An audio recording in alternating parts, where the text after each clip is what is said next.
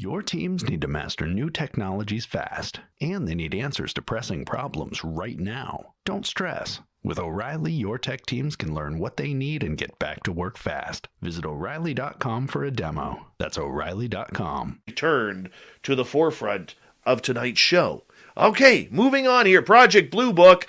Skip to Malou, nice to have you here. Magnus Zerum, Sweet Polly T, Ross Smith, good to have you all here. Jeff Steve Garvey, good to see you. Phil Minervino, nice to have you here. National Memorial, Marvin, thanks for coming on in. King Anthony, Sire, how are you? All right, moving on. And who else do we have? Sugar Britches, good to have you back. Lee Poping, nice to see you. Sovereign Farts, rip one for the rest of us if you don't mind. All right, where are we here on the roll call? Grandmaster, otherwise known as Gong Show. What's happening, buddy? And let's see here. Who else do we have?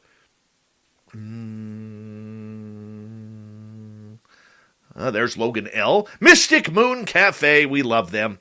And Gizzard Nuts on Twitch. Nice to see you, Giz. All right, who else do we have? We're caught up. We're done. Hey, a great way to support this show, guys, is through the Super Chat. Hi, Martin K. Nice to see you. As well as, if you're new here, hit that subscribe button. Ring that bell, as we're about 20 seconds away from launch here on Spaced Out Radio. So excited to be back with you tonight. Thank you to all the veterans tuning in. Penman, Logan L., and Uncle Dale and his Power Stash are here. If you are in Austin, Texas, and you see Uncle Dale, rub his Power Stash for good luck right through tax time. Here we go. Horns up.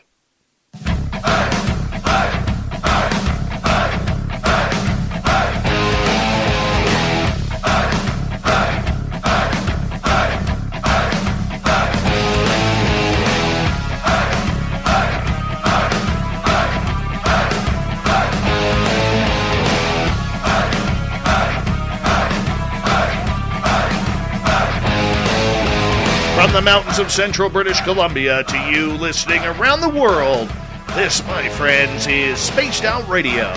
I am your host, Dave Scott, sitting in the captain's chair of SOR headquarters. We welcome you to tonight's show on our terrestrial affiliates around North America, digitally on TalkStream Live, Revolution Radio, and KPNL. All of our archives are free. Go to youtube.com/Spaced Out Radio.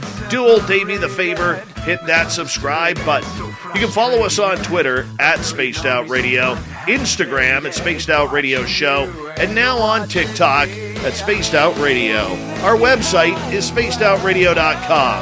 We have a plethora of features for you, including rocking out to Bumblefoot, reading Shirky Poo's Newswire, checking out our swag as well. Tonight's show is brought to you by Chive Charities. Help make the world 10% happier by visiting Chive Charities today. You can find them on our website.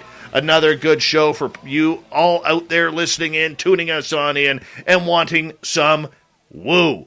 Jacob Rice is here from Seattle's A Ghost Paranormal Team, or A Ghost, depending on what side of the border you're on.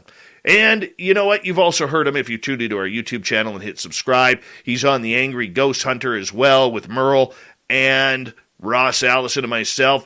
We love him around here. He's going to get all techie with us here momentarily. Then in the bottom of hour number 3, or at the top of hour number 3, we will bring you the Swamp Dweller as he comes out of the swamp to tell us another spooky story. Fedora John is back with the UFO report. We got Shirky Poo's news and the thought of the Dave. All right, Jake Rice grew up in a small town along a river and lake in Wisconsin. He joined the United States Army after graduating high school and learned a few things about codes. After that, he moved to Chicago to attend college and stayed for 18 years. That's where he had his first ghostly encounter and formed Ghostly Activities. It's also where he launched his blog, ghostlyactivities.com. A few years ago, though, he decided the West was calling.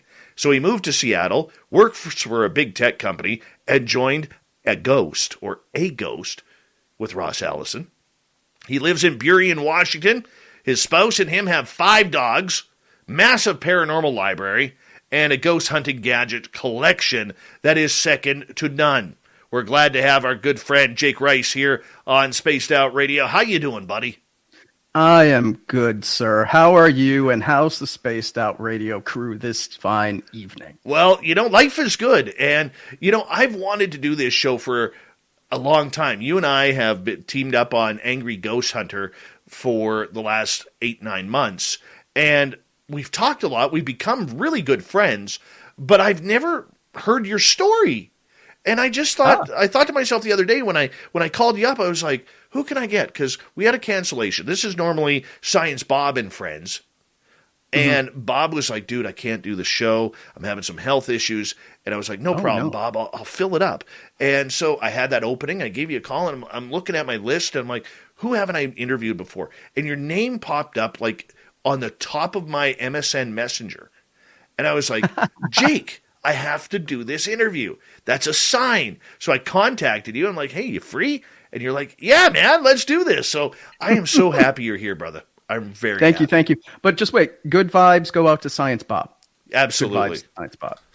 Absolutely. Get healthy soon. You know what? You would have been a perfect guest for Science Bob, too. Actually, yeah. You know, I think you would, because he's all into that tech stuff, too. Mm-hmm. You know? Yep. You know, so let's introduce you to our audience who may not have heard of you before. Congratulations and thank you for being a veteran. We appreciate it. We love our veterans around here. You know, what got you all techie? Were you always a little bit of a tech geek? No, actually, you know, I'll just step back to as a kid, and really the tech didn't come until kind of Army and post-Army. But when I was a kid, growing up nowhere in nowhere, Wisconsin, if you got Wisconsinites on the line, I'm from Douglas County, Wisconsin, so Superior, across the bay from Duluth, Minnesota originally. And, you know, my life was reading comic books. I wanted to be a comic book artist. I played ice hockey. I was a right wing because, you know, that far up north, you might as well be in Canada, right? Exactly. and I had no inkling to really do anything all that technical. But it changed when I got in the Army. Without going into too many details, I was a code breaker in the Army. And so I learned a lot about using technology to figure things out, and it kind of stuck. So when I got out of the Army, I was the kind of guy that went to college part-time and worked full-time. And I got a job in IT. And it just started from there. I was a systems analyst and technical writer. So I was always fiddling around with the latest gadgets and software. And then at that point, it stuck because I studied economics in college. So, I mean, math, I wouldn't say tech. But, you know, the two are kind of closely related. And, you know, I got to Chicago in about 1995 to go to college.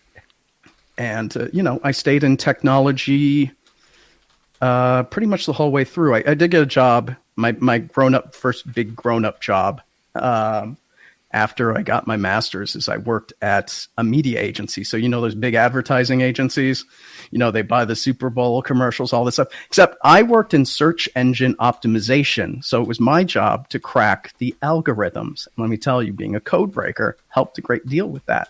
But still, very technical, a lot of website stuff involved. That had to be fun. Uh-huh. You know? I got deep, dark secrets about our government and the Canadians, too. Oh, them damn Canadians. Shake my fist at them, you know? But, oh, man, I could go on a tangent there. You know? You can't go on the riff, dude. I know. You know, we don't talk politics here unless you're insulting Justin Trudeau, and that's the only one that works. You know, that's it. Trust me, America, you don't want any of that. You do not want any of that. But moving on here, before I slap the side of my face here for talking politics and breaking my own rules, you know, you got into ghost hunting how? Okay, now this, I got to tell a story because I had an experience later in life.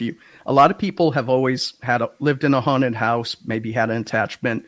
They were size sensitive. I had nothing. And when I was about 30, I was living in Chicago. And I'll just tell you the encounter that I had. Please. And this is the thing that really put me on this journey with the paranormal. Middle of the day, it was like 4th of July weekend. It's about 2005. And I played beach volleyball. And I'm back at my apartment condo. Get in the elevator. I lived on the 12th floor. The elevator was excessively slow, like the kind of thing where it's rattling. Now, I lived in one of those converted luxury hotels, like back in the day, 1920s time frame, those luxury hotels. So everything was still very vintage. And the elevator got stuck between the 6th and 7th floors. Oh my gosh. And there was this weird static that started to come on. And so I'm thinking, do I have heat stroke or something? And I pressed the button to contact the management office because I'm stuck in the elevator. And while I'm doing that, I start to feel like this electric, like crackling static energy all over. And I saw something manifesting in the elevator. I wasn't scared. It seemed very pleasing, like comfortable. And I just said, look, I don't know what you want. I don't know who you are, but I'm fine. I don't need help. If you're here for a message, great. But like whatever's going on, I don't need it. And it went away. The elevator rattled a little bit and there was static. And then the office manager came over the intercom and they're like, sir, are you okay? Do you want me to call 911? And, they still had to pry me out of the elevator, which took about an hour. But still, that was the thing. But I didn't really start ghost hunting until 2 years later. I had to watch enough of those ghost hunting shows to build up the courage to actually go on my first ghost hunt. What was that like for you, that first time? My very first ghost hunt? Wow. I was very nervous. I was actually kind of scared because I had that encounter and I had been reading, you're going online and you're reading the stories for everything. And they all seem very dark entity will eat your soul kind of stuff. And I went on my ghost hunt and really nothing happened. At the time, I didn't really know much about the ghost hunting technology. So I had a K2, more on that later. If you listen to the Angry Ghost Hunter, you know what's about to drop. And I did have a spirit box, but I took my best friend, BFF Celine Graham, if you're out there, howdy. She still lives in Chicago. And, we just went and it was completely nice and pleasant and nothing really happened. But when we got to our third investigation, that's when we started to get things going. I mean, because we were fumbling through everything. We were complete idiots. I mean, if you're watching Ghost Adventures, right? And then you're out to do a ghost hunt, it's like, that's not what really happens in real life with ghost hunting. Well, okay, so you go in that first one, you kind of get the addiction for the entire phenomena. What really turned you on about making this a very large part of your life? Because for a lot of people who are listening out there, they don't understand the thrill that goes along with chasing ghosts. Yeah, so it's like the only, and I'll call it a hobby, because the only people that are true professionals are like folks with a tour agency, or, they're on TV. It's when you're out investigating, you sit around for anything to happen. And when you start to get that first blip on your meters, or you capture your first EVP, electronic voice phenomena, or that's the ghostly voice you get on a digital recorder, an audio recorder.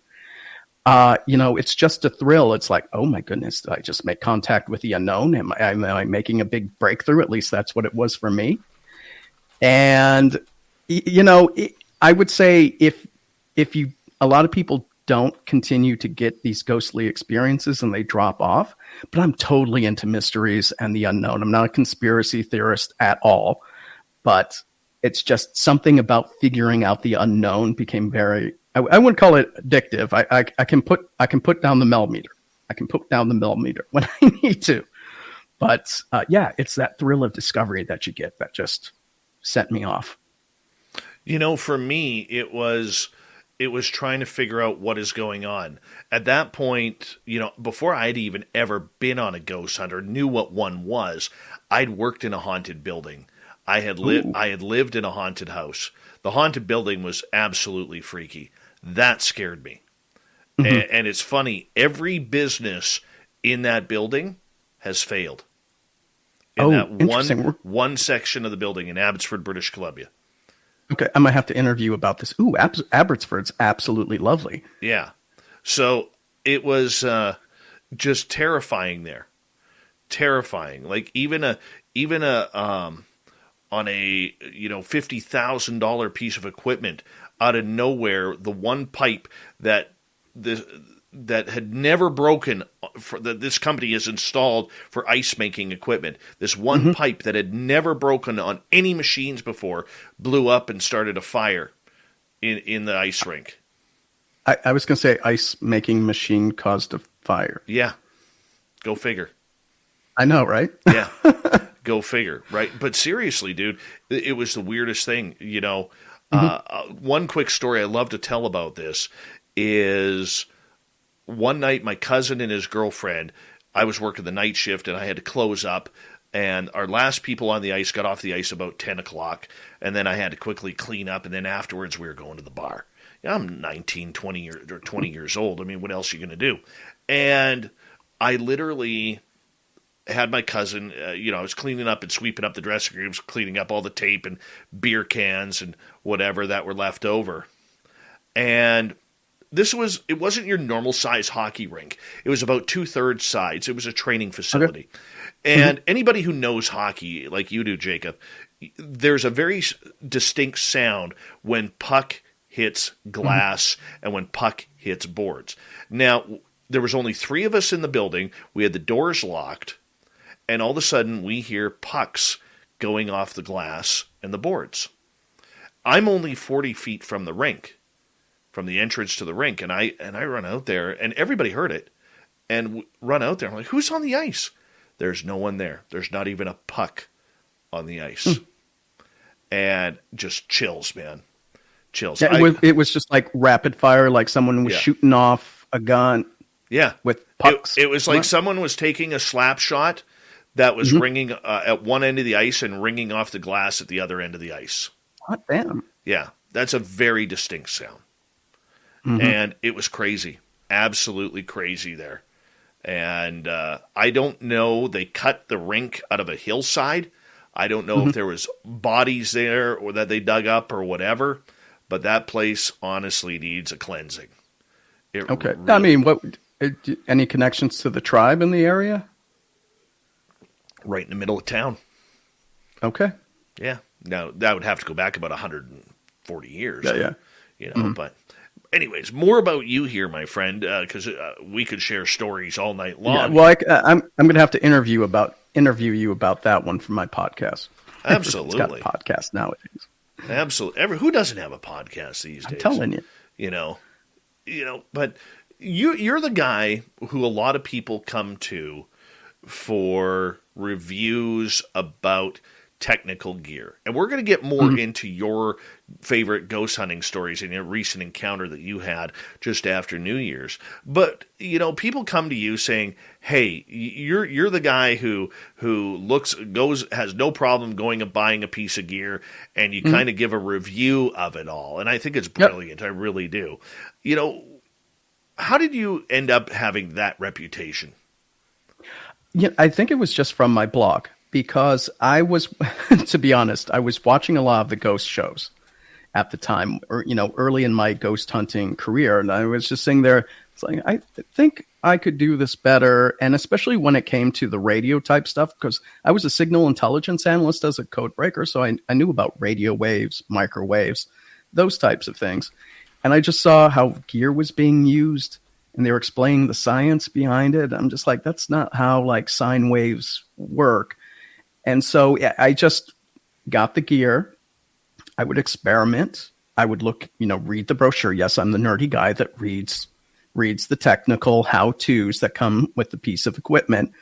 And then I just bump it up against what I know about how the technology is supposed to work, how the physics are supposed to work, and test it in the field and pretty much see if I can break it. And again, this goes back to my career in tech, because as a systems analyst, technical writer, your job is to QA a lot of software, new applications, new systems, and see where the points of failure are so it can be fixed. So when I do write these reviews, though, sometimes I'm a little vicious when I review them, but I always provide an option on how to improve the products and make it better for everyone, because I love my gadgets. I love ghost hunting.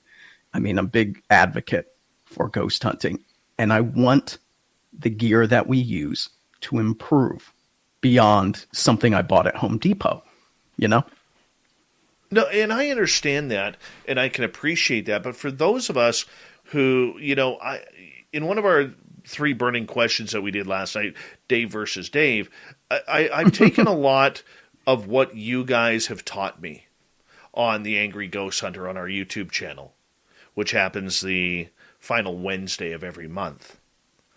And one thing that I've learned is we see people we see these paranormal teams that are literally breaking their banks to buy all of this expensive gear.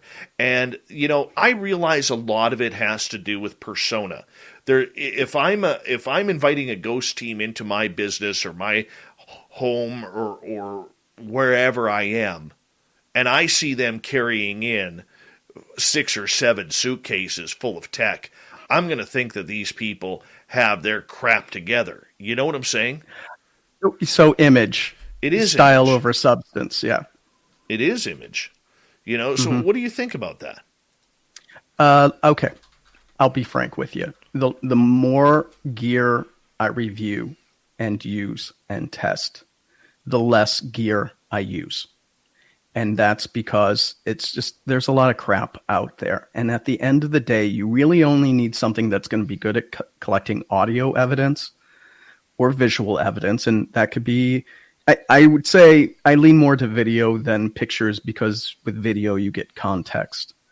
And then maybe an engagement object. And this is things like a Boo Buddy.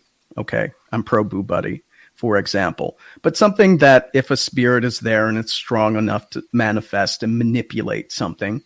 Your teams need to master new technologies fast, and they need answers to pressing problems right now. Don't stress. With O'Reilly, your tech teams can learn what they need and get back to work fast. Visit O'Reilly.com for a demo. That's O'Reilly.com. Every year, we say we'll wake up earlier, exercise more, really rest, and eat healthier. It's hard for us, but for dogs, not so much. Dogs are up at dawn, run for fun, sleep like champs, and they love eating fresh, healthy food every single meal. Give your dog another healthy habit. Real fresh food from the Farmer's Dog. Get 50% off your first box at thefarmersdog.com/listen. Something that you can capture moving or lighting up, something like that. And I don't think you really need to waste your time on the other things whatsoever. I mean, still, at the end of the day, you want audio, you want visual, you want engagement, you want a personal experience, and then you want something that does environmental factors, that measures like the temperature, EMF. I would also consider an environmental factor, because you'll take all those different data points over the time period that you're investigating to see if you get hits on all of them. Because it's much harder to debunk when everything goes off than if it's just 1 or 2 items over like an hour-long period. I'm a firm believer, and I know you and I are going to agree to disagree on this, and this is quite okay. But I'm a firm believer that, and I know you are very picky and stingy on equipment that works, that doesn't work. And I think that's a good thing. Don't get me wrong. I really do. But I also believe, maybe from my own personal experiences, that this spiritual world is so weird and we're so not able to understand the capabilities of it, that something that works for you may not work for me, or vice versa. I know, for instance, you hate, K2 meters. You dislike ghost boxes. Yet for other people, they seem to have this uncanny ability to get messages through that. Could, scientifically speaking, it doesn't make sense, as we got about a minute to go, and we could carry this answer over. But is it possible that certain gear may be only good for certain people? I would say it's the person using the gear, and they might have a preference for those gadgets, but I think it's the person themselves. Like, there's certain locations where I always get ghostly evidence. Doesn't matter what gear I'm using. And for other people, they get ghostly evidence with certain gadgets like an ITC, a ghost box, or spirit box, for example. So, the one thing that we really talk about is maybe there's something about the person themselves that is really the trigger. So the person is the conduit then, and the gear is just something different. Like, trust me, I don't buy apps. I don't ever want to see any of my listeners buying a ghost app because it's a waste of money. Anything programmed to me is a waste of money. Let's continue this gear conversation when we return from the break here. Our good friend Jacob Rice from A Ghost down in Seattle. I say A Ghost. You say A Ghost? I say A Ghost. Doesn't Ross say A Ghost? I think he says A Ghost. Yeah, I say he's A weird Ghost. though. He's weird though. Ross sounds it. Yeah, he is true. It's true. Exactly.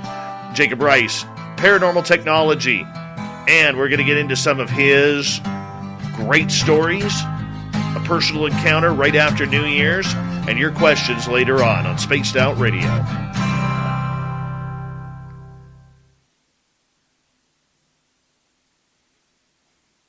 Okay, big difference here is the audience can hear us right now.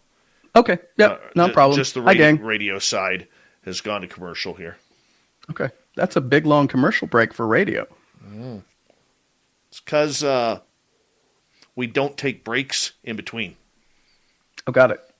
Yeah, so that's one of the benefits that our radio stations like is we're not having to, we're not coming in every 15 minutes. Got it. It's not like 8 minutes, 2 minutes commercials, 8 minutes, 2 minutes commercials. Okay. I'm having fun with you, dude. Thank you. Oh, yeah, this is fine. We got questions from the crowd? They know that questions will come in hour 2. Okay. Yeah. So this is our time to kind of get everything going. We got 101 watching on YouTube right now. Oh, nice. And I'm glad we're calling this one technical because instead of scientific, because what we do is not scientific. We can add a little method to it, but at the end of the day, I'm using home and lawn garden gear. Oh, I hear you. I think I saw June. Hi, June. Yeah, June is Ross here. Might be coming. June is here. July and August are here as well.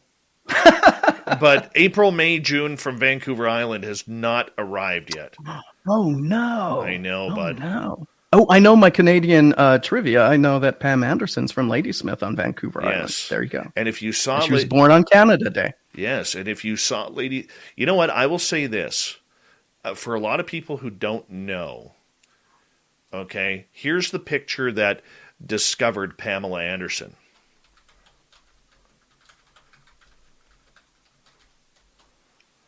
This is the picture, and I had this poster. She was found at a BC Lions football game on the big camera, on the big screen. Oh, okay. I can't see it. But I think I know what you're... I'm adding it right now. This was her... Is this the one where she's in the baseball cap? Or no, this is Pamela Anderson. Oh, geez, things changed. So, if you do a comparison... Yeah. I don't know about you, but number 1 is much hotter than number 2. I kind of like a Barbie doll. I know. I mean, trust me, I'm not complaining about number 2. But yeah, Labatt Breweries used to have this advertisement that they called the Blue Zone back when they still allowed liquor advertising. And she, what? Yeah, they don't allow liquor advertising? Not before. I think it's 8:00. Oh wow! Yeah. Okay. Yeah. So this is literally what Pamela Anderson looked like when she was found at a BC Lions game on the big screen, and this turned into this. Well, she went all Hollywood. She totally went Hollywood. Yeah, but she's got that the documentary, the Pam and Tommy tape documentary is going to be out on, I think, Hulu. I think it's Hulu. Yeah. I loved Pam. Well, I mean, she's still alive, right? But yeah. Yeah, and another piece of Pamela Anderson trivia. This Poison song, Every Rose Has Its Thorn, is about her breaking up and leaving Bret Michaels for Tommy Lee. I didn't know that. Yes. I mean, I don't follow that. I don't follow gossip like that. So. Hey, that's good tea. That is a good hair metal piece of trivia right there. Yeah, I was a huge hard rock fan, like Skid Row, Poison, Motley Crue, I think Guns N' Roses, of course. I got to tell you, though, once grunge hit, I totally flipped. Like, not me, man. I love Nirvana. I loved Alice in Chains. I liked Alice. Never a Alice. big Soundgarden fan. Yeah. I couldn't stand Pearl Jam and Nirvana. I love Nirvana. I was big into Soundgarden. Loved Soundgarden. Okay. Yeah, that was kind of hit or miss with me. It's Pearl Jam and Soundgarden weren't my favorites. A lot of the other bands at the time loved them. But you could tell we hit post-grunge. Once Bush came out, it's kind of like, dang, grunge was only 3 years. Real grunge was only 3 years. It was dirty. I loved it. Oh, yeah. Oh, yeah. Chris Mo in Austria, how are you? All right. A big thank you to Smithy for the Super Chat. The Super Chat is a wonderful way to support what we do on this show on a nightly basis, so thank you so much, Smithy, for kicking it off. If you go to our website, spacedoutradio.com, here we go. There's the SOR Vegas party link, and if you're going to Vegas April 22nd to 24th, and I'm going to convince Jake to come party with us, we're going to have some fun. Here we go.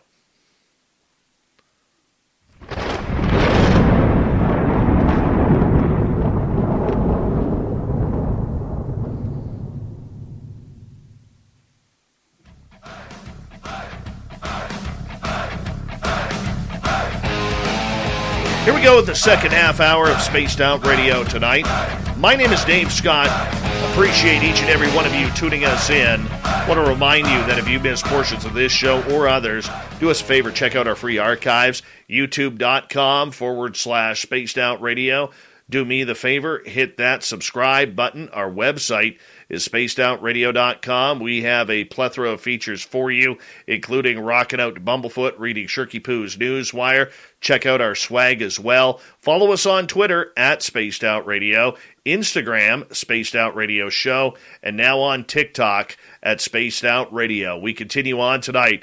Technical Paranormal is the show title. Jacob Rice from A Ghost, or A Ghost. Depends on what Ross Allison calls his team.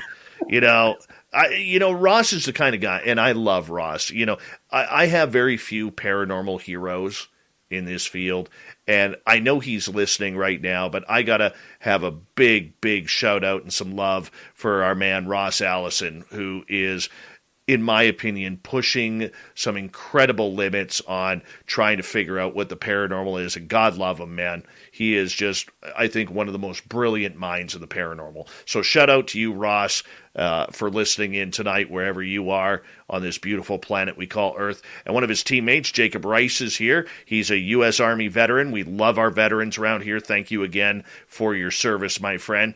And what we were talking right before the break about the technical side of everything and whether or not technical gear can be used by anybody. Like, you have gear you like, you have gear you don't like, but then we got into an interesting fact about that the person could be the conduit as to whether or not the gear works. So how do you rip a piece of gear that, say, you don't like, yet it may work for me or someone else? Yeah, I mean, so let's just be real. When I'm doing the reviews, okay, it's all very objective. You read how it's supposed to work, how the technology is supposed to work, what it's measuring, and you try to replicate the experiment with it.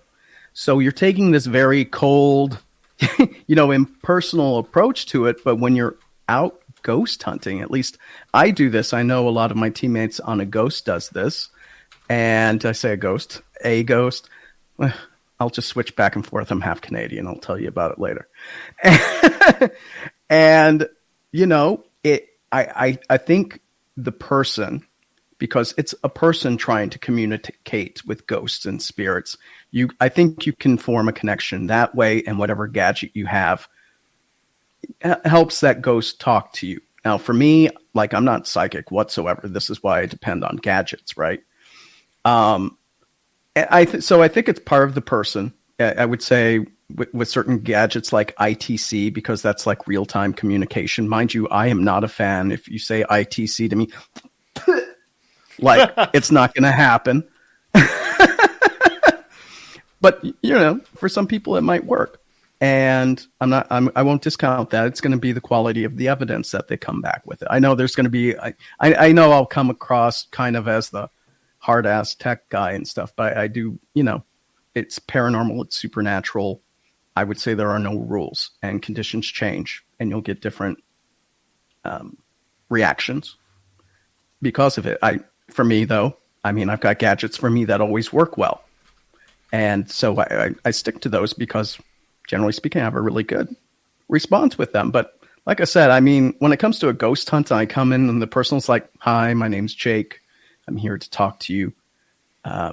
If I know something about the history, or if I've done my research and I know who the spirit may be, I'll try to find some consensus around that to see if we can get some kind of communication through my gadgets going on." Doesn't always happen. For other people, it always happens.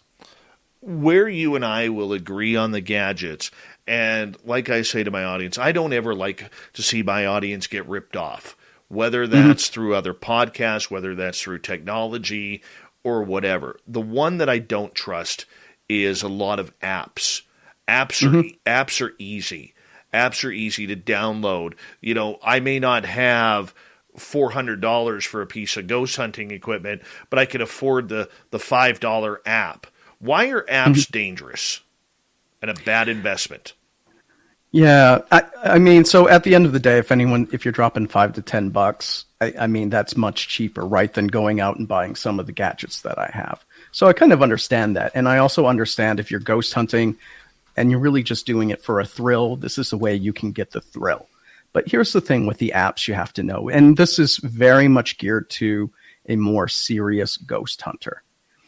With the apps, read the terms and conditions, the fine print, because it'll always tell you it's for entertainment. But any app that says, "I would like to have access to your location, I would like to have access to your microphone," it's an algorithm, people. It's still software. It takes inputs, it goes through processing, and it spits out a result. Which means, if you have those personal assistants, you ask it a question, it goes searches the internet and pulls something back. It could search a bank of words and pull those words back as well. That does not mean a ghost is interacting with you and that app. And especially if it's a closed off sound bank kind of thing, Merle got me this one, Necrophonic, I think it's called. It says it's like a app spirit box and stuff. It's just a word bank of 3,500 words that spits stuff out randomly. And here's the other thing is, if you're using these gadgets you don't get a clear response within 15 seconds of asking your question, it's random. And I always tell everyone that if you're going to use a gadget, it's only right 5 to 10% of the time, think about it as a doctor. Would you keep going to a doctor and seeing a doctor that was wrong 90% of the time? Because I'd be losing a leg, if that were the case. So I'd say that's the way you got to think about these gadgets, especially ITC gadgets, is if it's so random, how can you trust it when it actually nails a question? I don't know. Maybe I over elaborated on that one. No, I think you're right though, and as humans, our job is to tie anything to what that word says on an app. So if you all of a sudden have an app and you're sitting in a dusty old bar in a museum type town, which there are across North America, Barkerville up here in Canada comes to mind. There's a number in Nevada that are around. Ghost towns is what I'm talking about. And let's say you're in an old bar or a saloon, and all of a sudden, the word jukebox comes up, even though during that time period there was no jukeboxes, but all of a sudden it's like, oh, well, were you playing music? What music were you playing on? Like you can, as humans, we try and bring a 6 degree of separation to everything because we want it so bad, man. Yep, it's same thing with matrixing and ITC devices as well. You got your ghost box. And a lot of times it's meaningless, or you're doing a recording of this is the new trend. It's not even a trend. It's been going on a while. And the ghosty shows, they record, they ask their questions for EVPs, they play it back, and they get like, and they're like, Dave was killed by Bill. And they're just imposing their words on it. They're not even trying anymore to like get good EVP evidence. I'm looking at You Kindred Spirits. I watched that episode. Those were burps. Those were burps that came out of that recorder. Oh my goodness. I watch all the shows, by the way. Well, but the important part about it is we see good people throwing away good money. Look, I don't care if an app is $5, $2, 99 cents, or $20. I think it also, though, and please correct me if I'm wrong, it also goes towards the fact, though, that a lot of people are downloading them for the thrill. Maybe they're not ghost hunters. Maybe they think their house is haunted. They don't want to call in a ghost team or anything along those lines. So maybe they just download an app. Is there a problem with that? If it's just for fun, no. Like if your kid wants to have a sleepover, tell scary stories, and they pull out the mobile app and, have fun with it, for sure. I would have serious reservations if you're a professional team and you spend like $1,000 to investigate a place and you use an app as your primary, because it's not really going to give you any real evidence, nothing that you can check to like confirm a haunting or help make an assessment about who a spirit might be. Right. What's the dumbest app you've ever seen? Don't give the name because we don't want to get into trouble, but the dumbest app you've ever seen. There's a few of the Spirit Box apps for your phone. I mentioned that one earlier already, which I have to say it does sound really great. It does sound cool. But the ones that operate just like a radio on your phone, Ghost Brothers tends to use them. But the thing is, it's only like $2.99. That's the whole thing. So for me, I'm just like, it's not even a Happy Meal.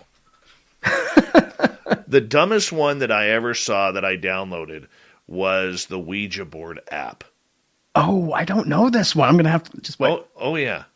The Ouija board app is horrible because literally you put your thumb on it and then it starts moving, or you put your finger on it, it starts moving, but it's not doing anything that you want. It's kind of like controlled by something else.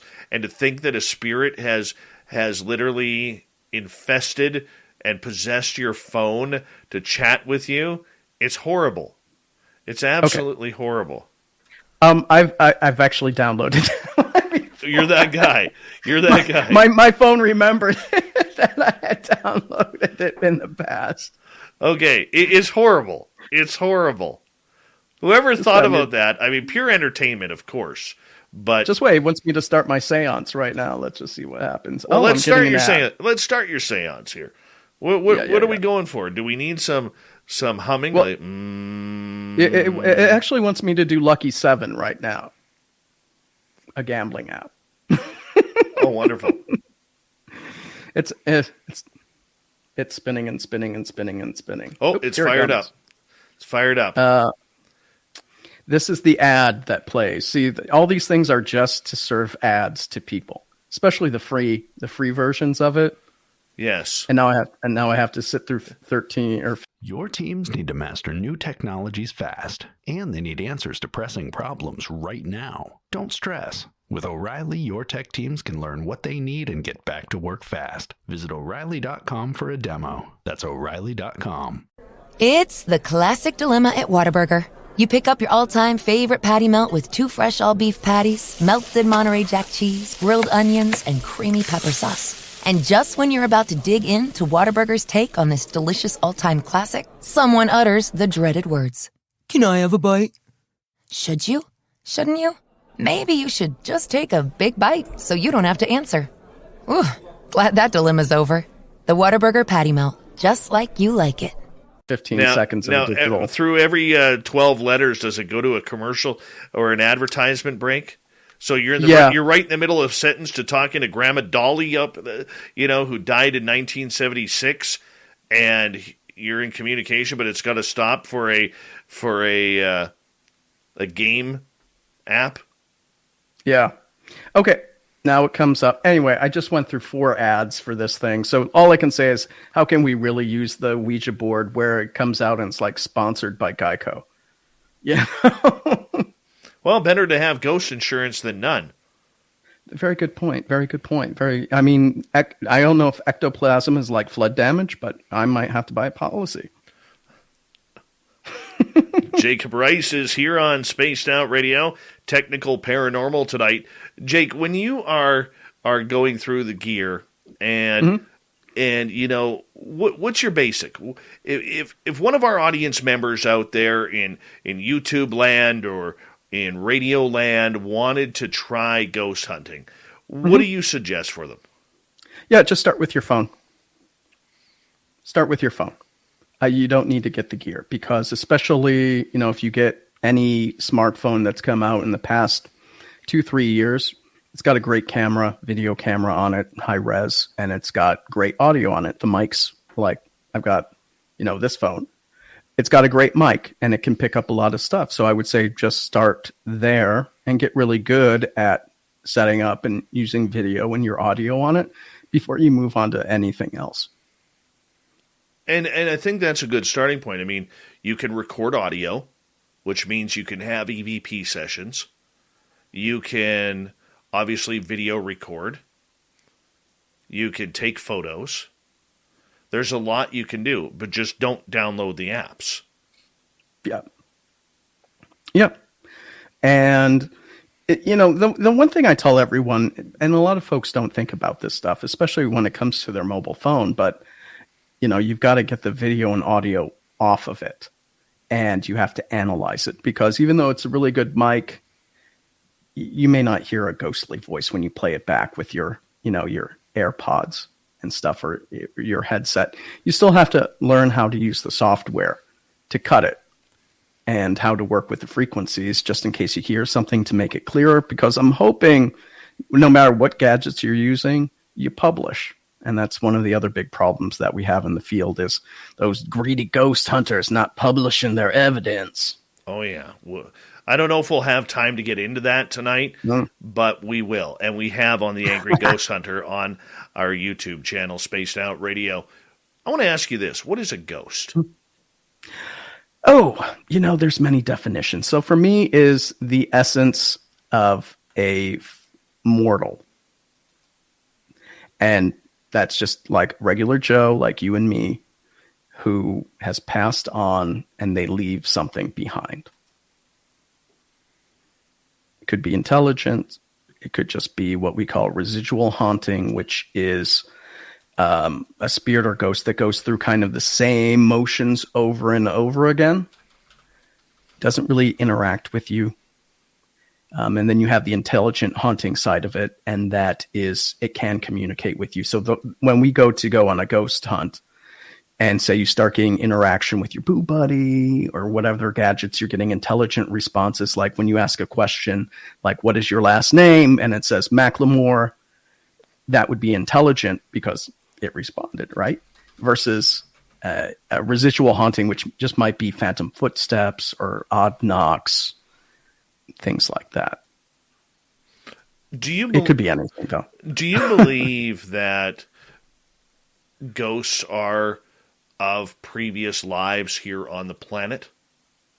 Or do you believe, I'm going to make this a little bit more technical, do you believe that because many scientists are really looking into the multiple dimension theory, that maybe, just maybe, we're not seeing ghosts, but we're actually tuning into a different timeline or dimension where those lives are in that place at that time?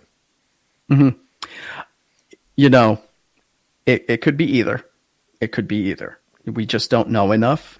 If we think more about physical science, it is probably more like a dimensional loop, maybe a time loop, maybe a thinness between different worlds and realities.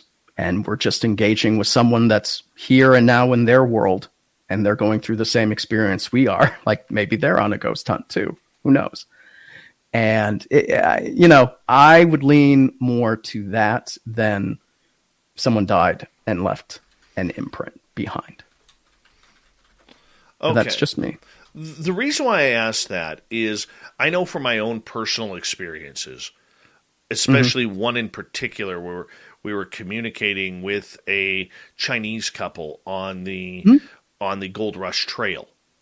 Okay. Back in 2018, Ross was actually up here at that time. He was playing his board games. Is that the Barkerville area? No, this is right by my place here. Okay. And we had there's no power lines or anything around. We had 9 K2 meters, and I know you're not a fan. Okay, we had 9 K2 meters going off at the same time, full peak red. And full peak red. And we started communicating. Yeah, it starts off with green and goes to red. Yeah. No, I'm getting my gadgets out. Okay, so what happened was when we started communicating, we realized it was a husband and wife from China came across and from the Orient, and were going up to Barkerville, which had a large Chinese settlement at the time.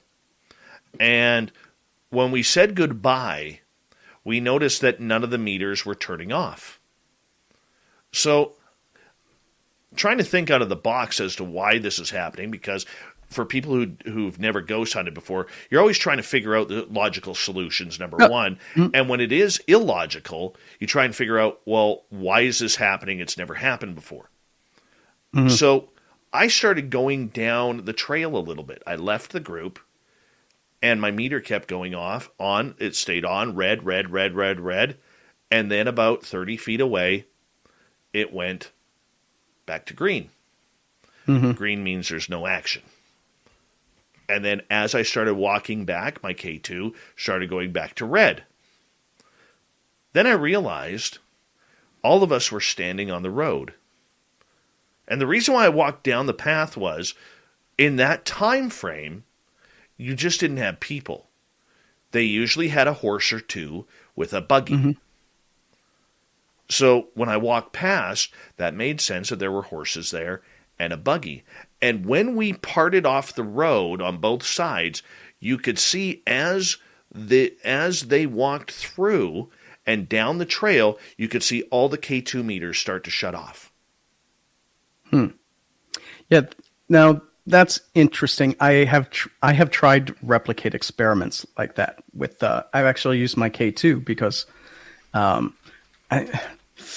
I'm going to be a little Debbie Downer here. Now, this sounds like you had an experience, but most people don't realize this. But only a couple of feet under, if you live in a suburb or something, you got power lines, and your K2 will pick it up. Not at full red. So that's the first thing I was thinking there, Dave. Is there possibly a power line or something going down the road? Because it's pretty common to have power lines, if they're buried, follow roadways. Up here where I am, we haven't discovered underground. You're still wires? We're still wires, man. Oh, jeez. The trees, man. The trees will knock your stuff right out. Oh, trust me, man. Trust me. I know all too well. Right?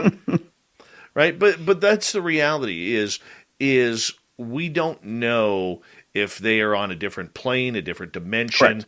or anything along those lines. And for all intents and purposes, when we're out ghost hunting, we could be the ghosts, and they're having a paranormal experience on their end. Yeah. But it's just little old us. Right. Yeah. Yeah. The only- The only thing, the only thing that as we got about 90 seconds here, the only thing that kind of throws that whole theory out the window for me is when you get touched, punched, pinched, grabbed, kicked, or anything along those lines, or any type of physical harm that comes to you. Mm-hmm. Yeah, but it just because you can't see them. I mean, if we're talking about the fabric of realities thinning down and stuff, someone could be reaching out to say who are, like, they can kind of see you. And, it's still physical. It can still be a physical touch, even though they're coming from another dimension. Could be. I don't buy demons. I'm not buying into Come on. demons. Come on. I mean, it's fun. It's good for TV and movies, man. Oh, it's good ratings. Mm-hmm. Give me some demons here, man. That's right. I want to eat your soul. There we go. That's enough to keep some members of our audience, up for at least the next 24 hours or sleeping with the lights on. Right there. Thank you very much. That's Jacob Rice, everybody. Everybody, I'm going to get Jacob to hold on right here for a couple of minutes as we are going to go to break at the top of the hour. Technical Paranormal with Jake Rice continues on Spaced Out Radio. When we return for hour number 2 with the man, the myth, and the friendly legend we call Jacob Rice, we are going to get some of his personal ghost stories, including one that happened just a few days ago. Ghost stories, your questions if you're in our chat room, next on Spaced Out Radio.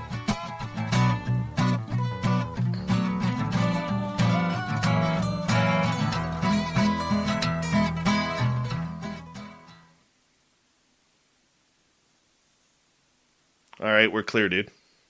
Tell me about those K2s, man. That was a quick half hour. No, we were on a gravel road. Okay. We were on a gravel road, and 8 or 9 K2s, man. That's went off. interesting. Yeah, I mean, the reason, so one of the big things about the K2 that I don't like, so let's just do some inside dish, behind the scenes for the folks Sure. that are listening. It's one of the things that I've got. Another one is the ranges on it, and it always starts at green to say that you're already up to 1.5 milligauss. And a lot of times when you have a ghostly encounter, it's going to be low level. So this isn't really giving you any indication out of the get-go that you might have something. And it's important to do the ranges because, for example, if you've investigated a modern hotel, they got Wi-Fi routers everywhere, and that's going to make this thing go buggy. So I would rather have a digital interface one, and I've got one a meter K. It's half the cost of a K2, and you have accuracy there, and you can see what's going on. You can see what it's actually measuring. Still single axis EMF meter, anything's going to set it off. I did an experiment this past summer at my house, right? COVID lockdown. And I just put out all my gadgets and just checked to see if they would all go off at random times. And they did. My house is not haunted. And that's just because we have anomalies everywhere. So that's the other thing as a ghost hunter you have to think about is there's just going to be random anomalies out there that they're going to pick up too. Very true. Very true. So I finally got the app to come up after all that time. It was serving me ads nonstop. Brutal. So Vegas, April 20. Make sure you put it on your calendar. April 22nd to 24th. And what we're going to be doing there is we're going to be having a Vegas party. If you are 100% going, I want you to go to the link that I put on the screen. All right? There's an email there at info@spacedoutradio.com. Make sure you give me your name and your size, because we are going to be doing gift bags, and I want to make sure that the first 50 people who sign up get a gift bag from us. I'm going to put some cool swag in there, people. Cool swag.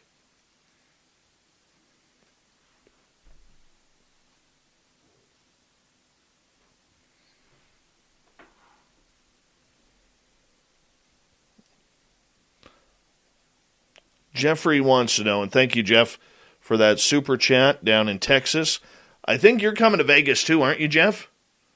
I believe you might be. Have you ever ghost hunted at the Ott Motel in Liberty, Texas? No. I actually haven't done any ghost hunting in Texas. Oh. I had a ghostly experience in Texas, but yeah, he sent me a video on YouTube about this hotel. It looks pretty badass, dude. Looks pretty badass. Wait, I'll check it out. How do you spell it? OTT Motel. Ott Motel. Okay. All right. Mr. Cowley, welcome back to the show.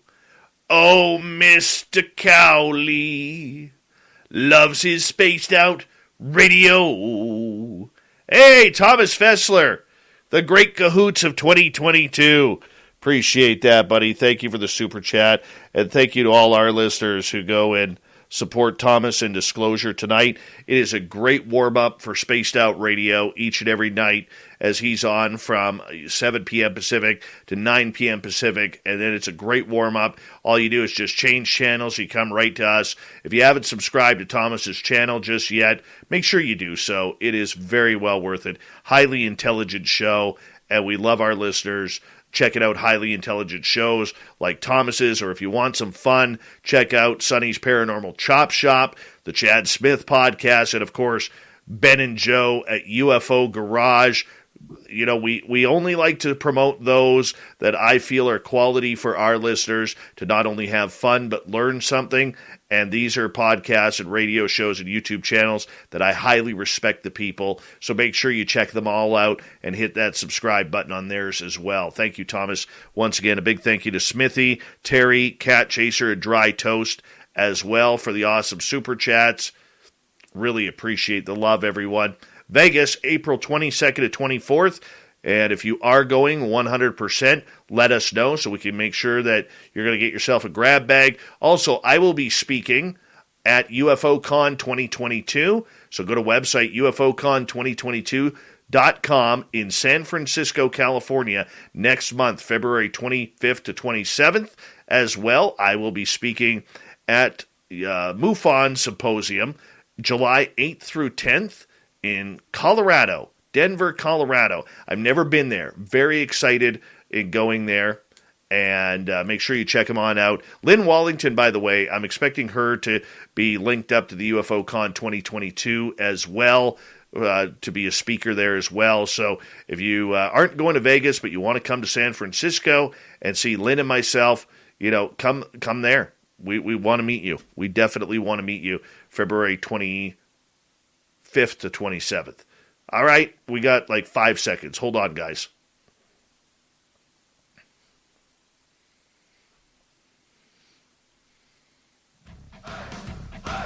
You're listening to Spaced Out Radio with Dave Scott.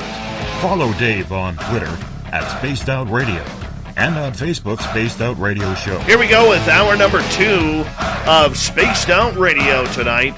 My name is Dave Scott. Thank you so much for taking the time to join us. We really do appreciate earning your listening ears wherever you are on this beautiful planet we call Earth. Hello to everyone listening in on our terrestrial affiliates around North America, digitally on TalkStream Live, Revolution Radio, and KPNL. All of our archives are free. Go to youtube.com/Spaced Out Radio. Do old Davey the favor. Hit that subscribe button. The Desert Clam has set the password for tonight in the SOR Space Travelers Club.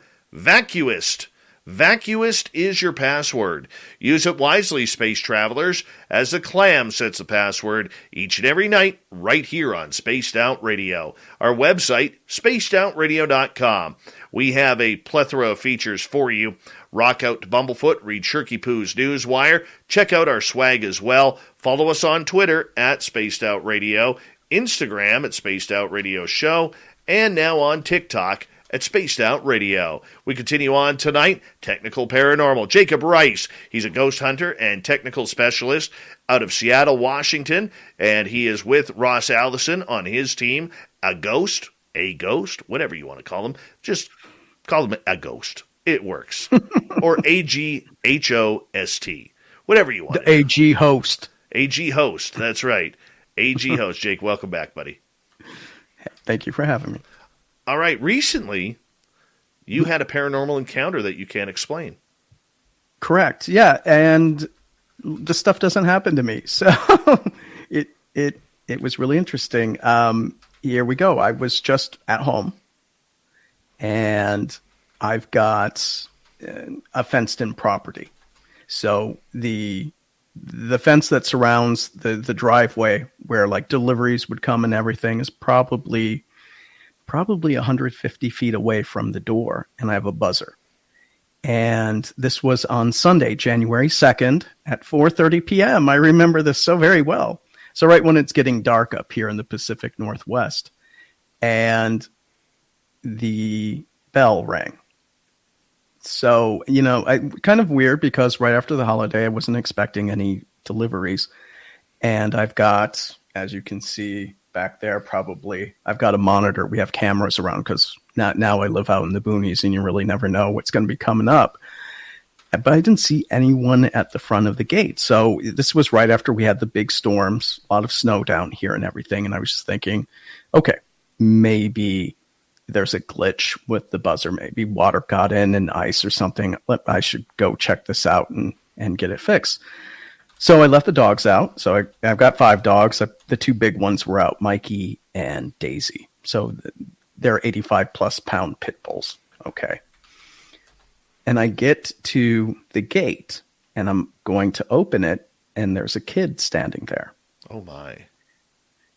And which is kind of weird because on the road I live on, Keeping your tech teams on top of the latest developments is a monumental challenge. Helping them get answers to the urgent problems they face daily is even harder. That's why over 60% of Fortune 100 companies count on the O'Reilly Learning Platform. At O'Reilly, your teams will get live online courses, tons of resources, truly interactive scenarios and sandboxes, and fast answers to their most pressing questions. See for yourself what O'Reilly can do for your teams. Visit O'Reilly.com for a demo.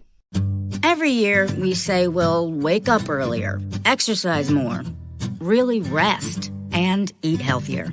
It's hard for us, but for dogs, not so much. Dogs are up at dawn, run for fun, sleep like champs, and they love eating fresh, healthy food every single meal. Give your dog another healthy habit. Real fresh food from the Farmer's Dog. Get 50% off your first box at thefarmersdog.com/listen. my house is the only one with a fence. So I'm like, what's this kid doing here? Because, he could have gone over to my neighbors to the right who opened property. And I'm just like, oh, hey, are you lost? And it was a boy. I'm not good with kids. I don't have kids. I got dogs, okay? But he was about 4.5 feet tall, so I'm thinking he might be 10. And wearing a gray hoodie, blue jeans is what I could see. It's a wood fence, so there's like these 1/4 inch to 1/2 inch slots that are open, so I could see through. And I couldn't. He might have been Latino or Native American, something like that. And he's like, "Could I use your phone? Can you let me in? I need to use your phone." Oh my gosh! And I'm like. And I had my phone, but I'm just like, it's like, kid, just tell me what your parents' phone number is. I just thought, some kid around here may be lost. It's kind of a country road. And he's like, no, I need to come in. Can you open the gate and let me in? And I'm like, kid, just give me your phone number. That's all you got to do. And then Mikey, who's I mentioned the 285-pound plus, Mikey's the 100-pound pit bull. He's the one with the crocodile-sized head. He starts to growl and bark at the kid, and Mikey is a lover. Okay, he looks ferocious. He's a lover. And so I turn and I go, shh, at him, because he wanted to play ball. And I look back, and the kid's gone. And then I opened the gate. So I couldn't see his eyes. I couldn't see his eyes, but I'm thinking it was the black-eyed kid. No! Which is kind of weird because that week we were going to do a show on black-eyed kids. And so this is my kind of experience when certain new topics I've never experienced before. I've never really talked about black-eyed kids on Mystic Moon Cafe. You know, I do another little radio show thingy. And we were having that as a subject. And, you know, I've never experienced it before, but there are certain points in my ghost hunting career when I've done something really new or trying out new gadgets, and then all of a sudden I had to experience with something paranormal. It only happens to me every few years, but this is the first time I think I ran into a black-eyed kid. When we did the show, I didn't read anything about ethnicities of black-eyed kids. I just thought they kind of looked like white kids, standard white kids, but this kid, he was Native American or Latino. I couldn't get a good enough look. Anyway, so that's what happened on January 2nd at 4:30 p.m. Oh my goodness. Dude, that is something, I've experienced a lot of stuff, man, but that is something that I do not want to experience. I'm glad I did see his eyes because the hoodie blocked them, and then after we did the show, it was like if they come in and they actually show you their eyes, that's when the mojo happens, or the mental manipulation, I guess, that they do. And but I that didn't happen. Mikey kind of broke it. Did you have any fear? No, I actually thought it was just a regular kid. I'm just like, why do you want to use my phone? And don't all kids have cell phones nowadays? So that's why I was thinking he's got to be lost. Maybe he was dumped. I don't know. But I thought it was weirder because he was at the house with the fence while the other houses they don't have fences around them. You can walk right up to them. I don't know why my house would he's be singled behind out. a fence. Yep. Mm-hmm. He's behind a fence, and you can see him through the slats. Yeah. Mm-hmm. Okay. How do you know he didn't run off? Well, because Mikey barked, I went, shh, and I turned right back. I didn't hear anyone. I opened the gate to take a quick look, but there was no... And you would have seen if somebody was there. Yeah, yeah, because if I open up away. the gate, it's open to the road. Right. And it's just a field around me. Oh, yeah, but who goes, open your gate, I need to use your phone, let me in. I'm just like, you're a little demanding stuff. You're a little demanding stuff, aren't you? Mennonite Abe wants to know, did your cameras catch anything? No, actually they did not. And that was the weird thing, because I do have a camera out there where the ringer is. We have a little security camera right there. And I didn't see anyone. Then that's why I thought the buzzer ice got into it or something, because we just had a big snowstorm right around there. It had melted and everything. So I just thought my buzzer was wonky because I didn't see anything. And then I got out there. There's the kid. And I don't know if they show up on camera or not. You know, some paranormal entities don't show up on cameras. The cameras I have are infrared cameras. Oh, maybe I'm giving way too much. The thieves are going to come check me out now. All I'm saying is there are very few experiences that I do not want to experience. I never want to see a dog man. I would love to see a dog. Not me, man. Not me, because the minute I got that telepathic woo in my head from it talking, I would be out of there. I'd faint. And I never want to see black-eyed children. Bring me the Men in Black. Bring me aliens. Bring me Sasquatch. Okay, bring me anything. Yeah, I mean, that's the one thing I don't know about black-eyed kids. Are they ghosts? I mean, I wouldn't classify them as a cryptid, but are they ghosts, specters? Are they... I've always thought they were more alien hybrid type things, like Children of the Damned. But I'm coming from Black Eyed Kids, mainly from a pop science fiction angle on it. Well, they're definitely real to you now. Carol wants to know, did the camera show you out there talking to no one? It did. It did. Oh, my gosh. That's just terrible. I was out there with the dogs, but there was no kid. So the camera's picking you up clearly. Yep. You're looking at a boy, and the camera's not picking up the boy. Correct. And that's the one thing. I was looking for Black Eyed Kids after this. Well, after I did more research for the show that was coming up, and I never saw anything to say if they could be picked up on camera or not. I don't know if that's an attribute they have or not. Because, ghosts, sometimes they do show up on cameras. Sometimes they don't show up on cameras. Don't like it. Any UFO sightings since then? Out where I live? Yeah. I'm not...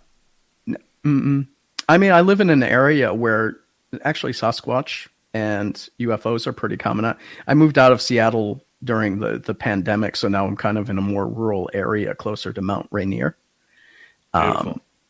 And they talk about the Black Hills and stuff. That would be a Sasquatch area. And there's a couple reports, every few years you'll get something about it. But I don't know anything about the UFOs. I do live next to a big military base. So you think if something's going to come and check it out, they'd be looking at the military base because it is an Air Force base too. But I can't say I've seen UFOs. If you want to attract Sasquatch, sprinkle tobacco in your property as a gift. Tobacco is a friendly gift as an offering.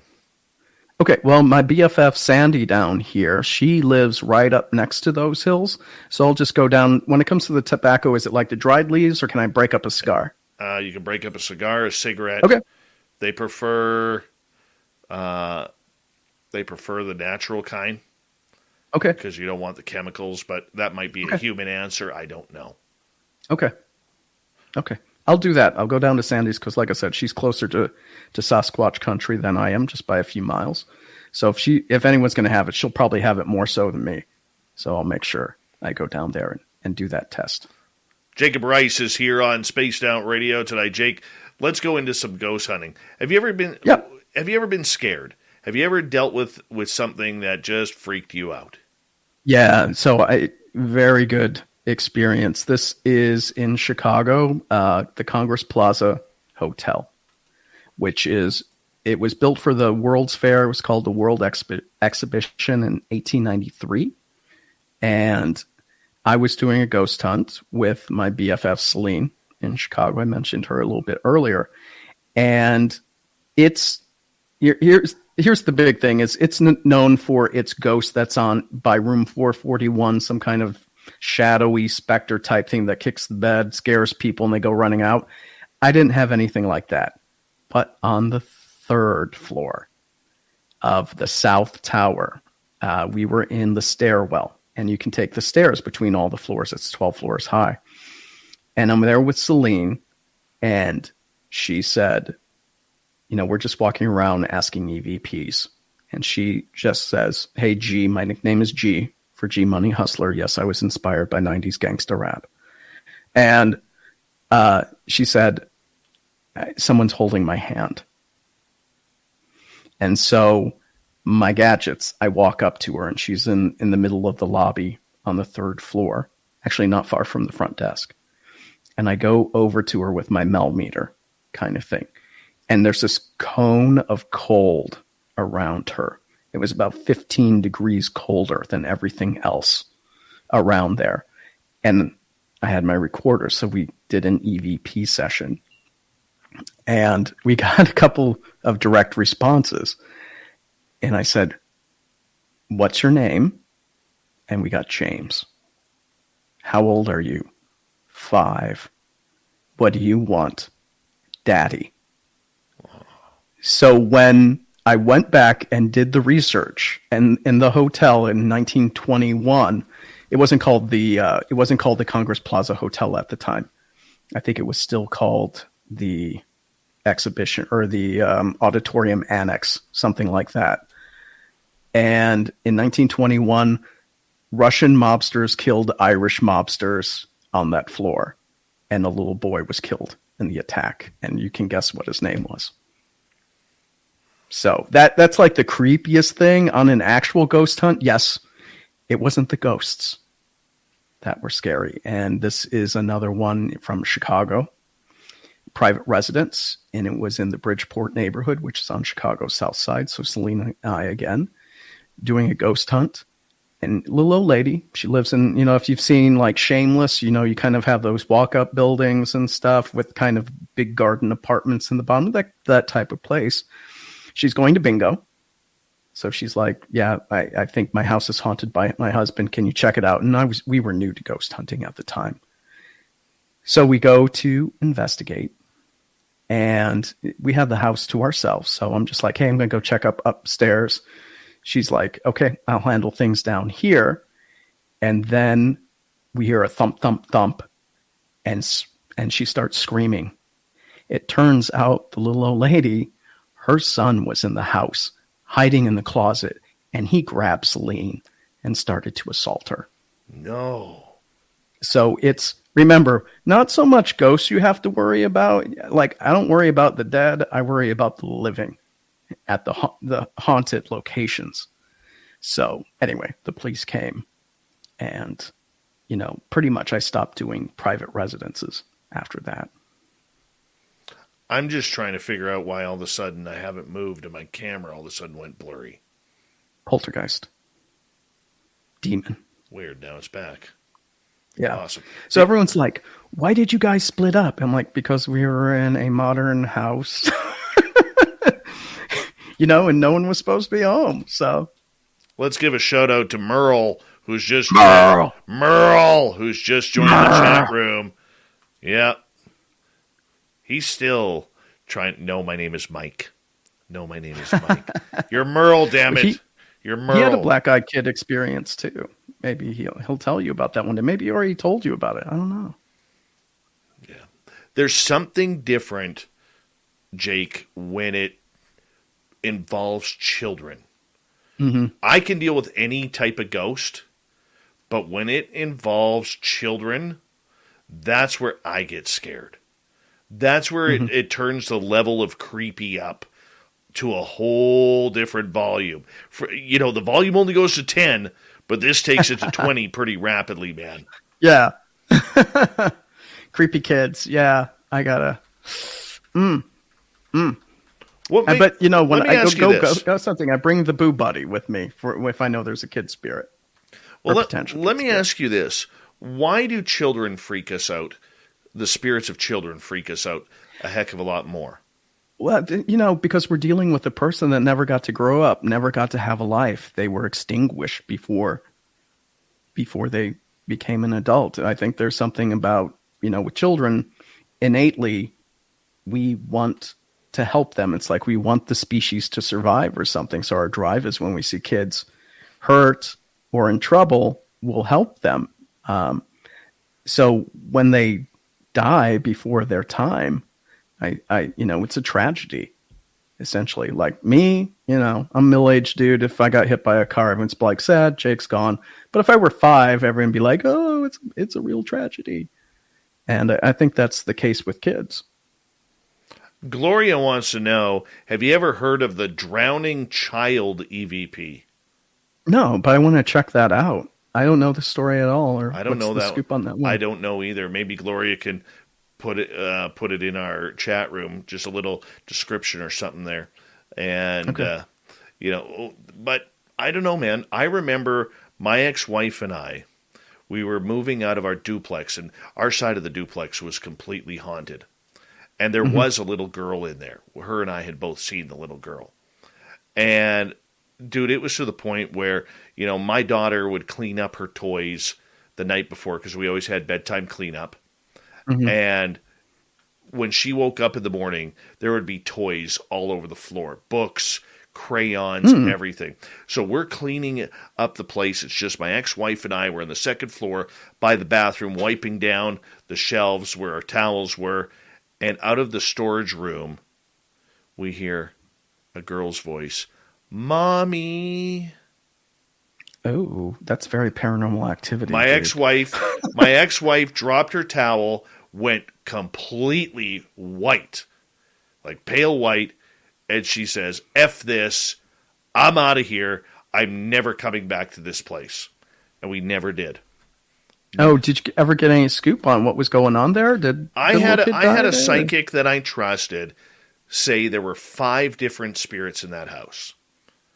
There was one in the master bedroom, because certain times at night, it didn't happen often, but at certain times, and this is going back 20 years now. Mm-hmm. All right? It didn't happen often, but we would hear scratching in the closet. Like almost like a cat would be scratching on the walls. And so we kept thinking we had mice, but then our cats never reacted to it. And, oh, wow. The critters didn't react. Yeah. And so this psychic stated that we had because the place was old. Mm-hmm. Okay. Stated that there was a heroin addict who used to live in the house. He died of an OD. And he used to go hide in the closet to shoot up. And when he was tripping, he would scratch on the closet walls. Now, this is what the psychic is telling us, not what we're not leading him in, so to speak. There was one on the grounds, and I had an experience with him where I was standing outside letting my dog take a pee, and all of a sudden I heard the sound of a coin tapping against the kitchen window. Tap 3 times. And our power was out because there was a car accident, knocked out the power grid, and I quickly went inside thinking it was one of the kids. Go inside, the kids are all sleeping, cuddled in their beds. Oh, dude, the little girl was in there. The psychic said that somebody had died in the bathroom tub, and all of a sudden you'd be taking a shower, like whether it was the kids or my ex-wife or myself, be taking a shower, and all of a sudden you'd be overcome with fear that you got to get out of the shower. It was crazy, crazy in there. We had all of our teaspoons go missing. We had all of our drinking cups go missing. Like we were down to like 1 or 2 drinking cups and 1 teaspoon, never found. It was crazy, the activity in there. Jake, I'm going to get you to hold on. We got another half an hour with Jacob Rice from Agos. He's a technical guru when it comes to everything paranormal tonight. And we are having a great time with Jacob Rice here on Spaced Out Radio. We got him for another 30 minutes, and it's going to be great. We're going to take more audience questions. He's going to tell some stories, and we are just going to talk ghostly ghosts until the top of the hour. Then in hour 3, we got Swamp Dweller, we got John Hudson in the UFO Report, Shirky Poo's news, and so much more. Stay tuned.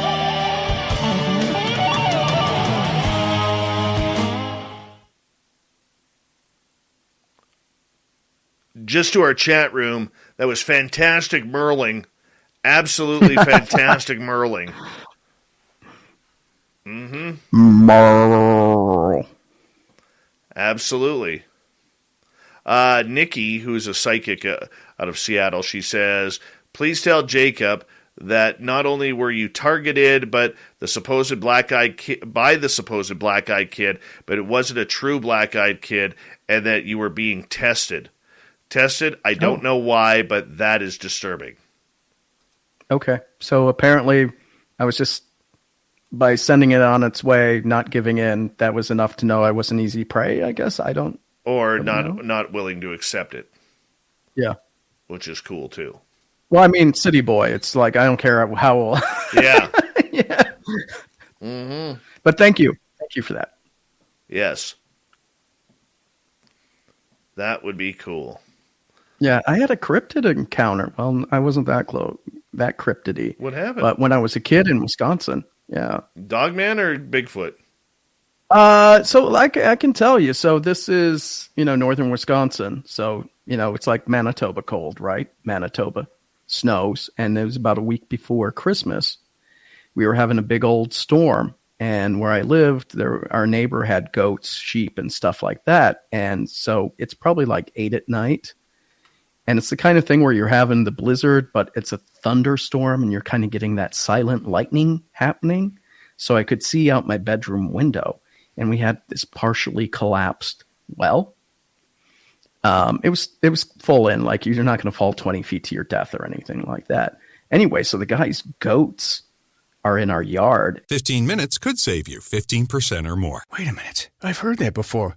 That's the note Jeremy wrote to me in my yearbook in the 6th grade. How'd you even know that? Because it's from Geico. Yeah, wait, here it is. Dear Luke, have a great summer. P.S. 15 minutes could save you 15% or more. Love, Jeremy. Geico's had this tagline for years, because we help save people money. So wait, you're saying Jeremy copied you? Yeah, that actually does sound like something the J-Man would do. Geico. 15 minutes could save you 15% or more. When you're craving the delicious Whataburger Buffalo Ranch Chicken Strip Sandwich, time moves more slowly, like in this commercial. Because waiting for 3 crunchy chicken strips for 9 seconds feels more like an hour. Imagining melty cheese for 8 seconds seems like a fortnight. And picturing tangy buffalo sauce and creamy ranch for 13 seconds is like an eon. That's a long 30 seconds. But this sandwich is so worth it. The limited-time Whataburger Buffalo Ranch Chicken Strip Sandwich is back. Just like you like it. And it's walking up, and something big and black grabs one of the goats and yanks it into the well. We found it dead the next day. It got gutted. So I was just thinking it's probably a black bear, but we never had any black bear. It definitely wasn't a wolf. Where I lived, we had wolves and but not really black bear. But yeah. Since I moved up here, there's only been 2 times when I've been scared in the forest. The one time we were checking our Bigfoot gifting site, and we were walking in through the trail, and at times it was confusing in there. And I pointed, I said to my friend, we got to go this way. Took 3 steps, and something growled at us from about 30 feet away. Didn't see it. Okay, didn't see it, but it was a deep growl. Like, get the hell out of here. Like, I am here. You're in my territory. Get out. And I said, I literally put my hand up. I said, thank you. We're going to leave you alone. Do not come forward. And you know what? It didn't come forward. And what makes it interesting about that story is it either had a kill there, or I don't know what it was. Realistically, I think it was a black bear or a cougar. Okay, realistically. But where I don't believe it was a bear is this happened in September. Okay, bears are foraging in September here because they got to get fat because the winter can start at any time. If that was a hungry bear, it would have checked us out. Yeah. Right? So I'm not leaning towards a bear. I'm leaning more towards a cat.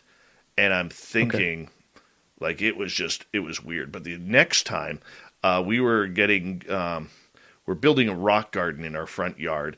And up here, there's a lot of pumice and lava rock because this whole area is volcanic. And we got this really cool, I don't know what they are, but they're like blue rocks. They're like a teal blue. Okay. They're really cool. And we were out looking for rocks for our rock garden. And so I'm standing by the vehicle, and my partner and our son go out and look on this trail. And all of a sudden, the entire forest goes quiet. And they're probably 100 feet away from the vehicle. And when the forest goes quiet, you get in your vehicle. Because you don't know what is coming up. Is it a grizzly bear? Is it a black bear? Is it a cat? Who knows? That's the only time I got really scared in the forest because I was unarmed, right? We got about 40 seconds. Hi, Alien Critter. How you doing, buddy? Good to see you. Witchy, thanks for coming on in. And I believe that's it for... I said hi to Tony. Reminder, if you are going to the Vegas party, the address is up on the screen. Go to our website. confirm that you are coming. Derek Cook, how are you? Nice to see you. Confirm that you are coming by clicking on that, emailing us at info@spacedoutradio.com. We got some cool stuff happening. We want to see you in Vegas in a couple months.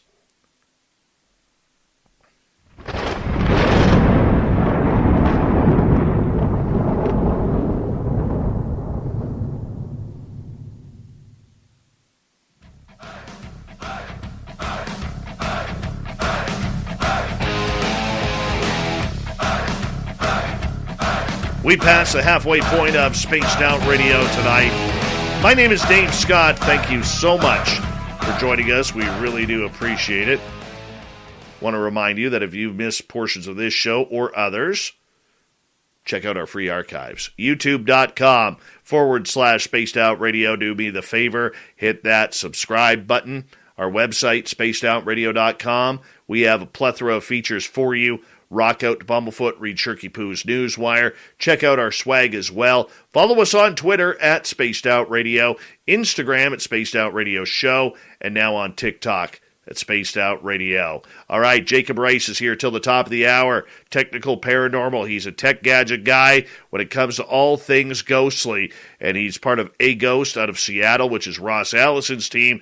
His first time being on this show. We're glad to have you, Jacob. Thank you so much, man. Thank you for having me. It's a pleasure to be here. We're talking ghost stories here, man. And you've had a couple of real interesting encounters that you have told us. You know, for you, at this point, you've been doing this a long time. Do you still get startled? Do you still get scared?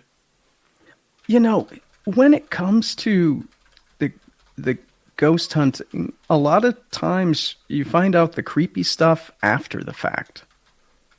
And not necessarily in real time, like cameras. Cameras are one of my big things. And a lot of times you don't actually capture it, or you're doing other things and you don't always notice it on your film at the time, you know, especially if you're using a digital camera. So probably one of the, like, you know, holy crap moments I ever had was with a full-bodied apparition.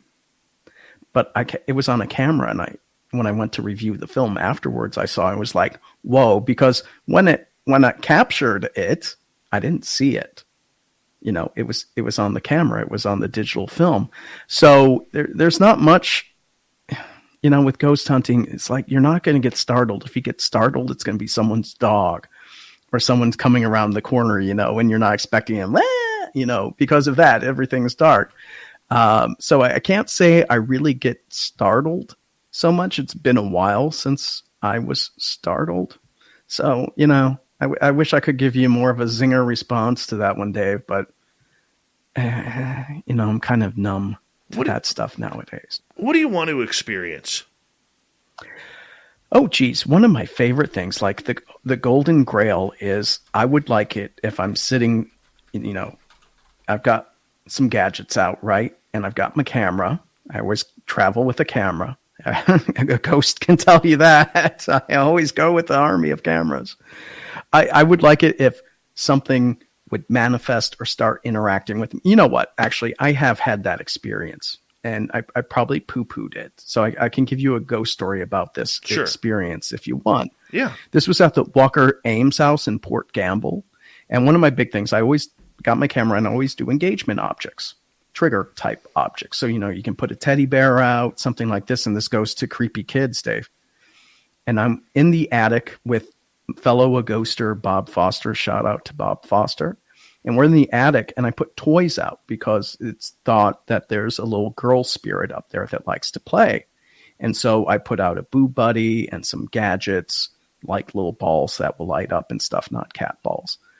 And, you know, about 10 to 15 minutes of just asking questions, we start getting the response. And there's this kind of caterpillar toy that lights up and giggles and everything. And, you know, we were asking questions like, do you want to play with us? And it went off. And it was responding as we asked the questions, like, you know, what kind of games do you want to play? The caterpillar goes off again. And, I'm saying we have to leave soon, and it goes off again. And so there's this 15-minute period when we talk about specific games, like I talked about dominoes and other things like that. I have no idea what time period this kid comes from, but I was figuring it was around 1900, so they should be familiar with dominoes. I'm asking questions like that. And we were getting those direct responses for that for about a 15-minute period. That's on my website. If you check out the Walker Ames Port Gamble Ghost Hunt, you can watch the video for that. But ideally, that is full-bodied apparition, shows up on camera. Could be adult, could be kid, wants to interact. That would be great. I have captured full-bodied apparitions before, but they didn't interact. Is it for you still about just ghosts? Or are you starting to get more like David Weatherly, where there may be this invisible thread that ties all of the phenomena together? Oh, I wish I was more educated with more of the other types of paranormal. Like, I'm not a UFO guy. I like my cryptids. I'm more on the search. I'm more into the search for undiscovered species. Like when, say, you're looking for a giant squid, right? They finally found the giant squid in Japan, I think it was. But I'm still pretty much just with ghosts. I wouldn't be surprised if there's something dealing with the natural environment that makes paranormal things occur more. Sometimes you could say like ley lines, for example, or you've heard about Alaska Triangle, Bermuda Triangle, those types of anomalies in the physical world that allows the paranormal. I'd be into researching that, but I haven't gotten to that point yet. Do you want to? I do. I actually am looking forward to getting into more cryptozoology. And this is just mainly as a kid, because we had, you might have heard of it, the fearsome creatures of the North Lumberwoods type things, like the hodag and all of those kind of monsters. I've always been into that. I would be really interested, and everyone looks at me funny when I say when I say this. I would like to go on a Wendigo hunt. Not me, man. I'm Dogman. I am into my canoids. You're into creepypasta type stuff. Yeah. I don't blame you. I don't want to meet Slender Man. I'm going to stay away from Slender Man. I have had a Hat Man experience though. Oh, tell us that. Oh yeah. So this is, I lived in Los Angeles for a little bit in the Los Feliz neighborhood, and the house I was living in, I don't know what was with it. I will say this is about the time I was really getting into ghost hunting in LA. And I gotta say, when I first start going on my research binge, preparing for new ghost hunts, new locations, I tend to have experiences and then they die down. So like when I first got to Seattle, that's when Walker Ames happened. When I first got to Chicago or started ghost hunting in Chicago, that's when I had Congress Plaza and the elevator experience, right?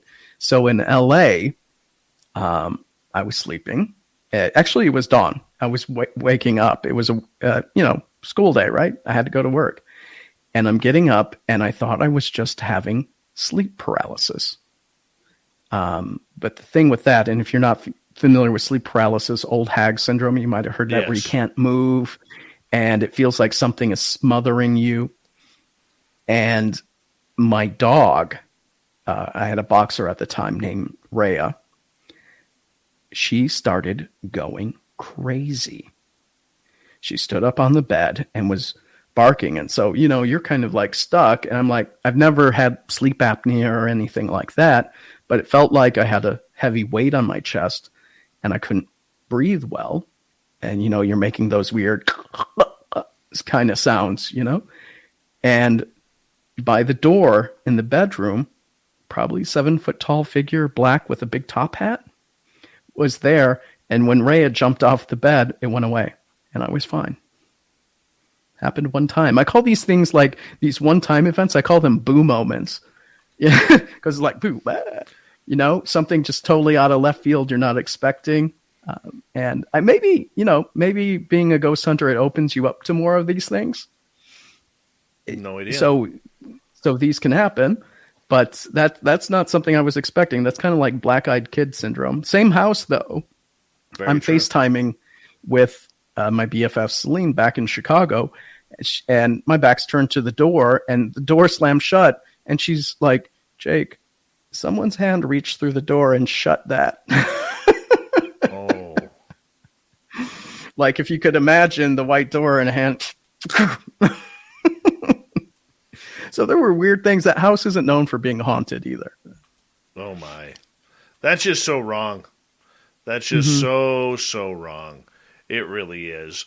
I got a question here from Nicole, because you're more of a scientific guy when it comes to everything. But there is a intuitive consciousness type of side to the paranormal as well, and the entire phenomena. So she's asking, what are your thoughts on soul contracts and choosing to come here? So is this someone has passed and they come back for a specific person or a specific reason? Could be either. Okay. I'm not really familiar with that type of thing. Like, I've definitely explored the technical side of things. I haven't necessarily explored a lot of the intuitive. I'm sure it could happen if you're thinking someone could have an attachment to someone. There could be a crisis. We have crisis apparitions, for example. Someone could come back as a warning, maybe to keep someone from getting hurt. So it's not something I've really looked into. I don't. It could happen. It very well could happen, though. Yeah, I don't mean this to sound crass towards you, but do you feel? I know you're focused on the technical side of everything, but do you feel if you got into that spiritual aspect, the emotional aspect of everything, that it would bring down your focus?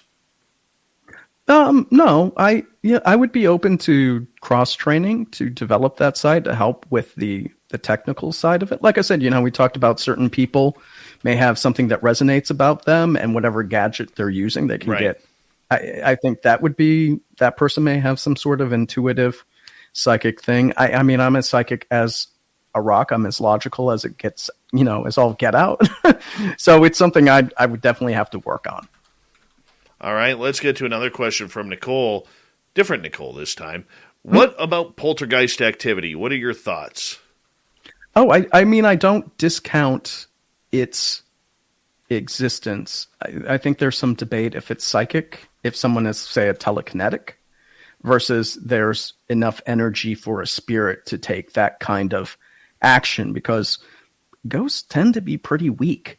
It takes a lot for them to move things if they can. I mean, this is why I use engagement objects. And usually once you get some good engagement, they're gone. So, if you were going to say, where do I have to put my bets, what my opinion is, I would say it's more of telekinetic phenomenon with some sort of psychic person in the house versus it being, say, a pissed off spirit. Okay. So do you think then that a lot of the theories are that poltergeist activity is brought on by the human rather than by a ghost itself? From the cases I've read, and poltergeist activity isn't that common. It tends to be more linked to a specific person than just random happenstance. And it could be, and some people could just have psychic flare-ups. We investigated a case for a ghost in Seattle, and when the couple was fighting, things would go flying off shelves. So and that's why I'm thinking it could be more of a telekinetic manifestation of living people versus angry spirits. What is something you want to accomplish in the ghost hunting world? Is it about accomplishments? Is it about just learning? What is it for you? For me, it's learning.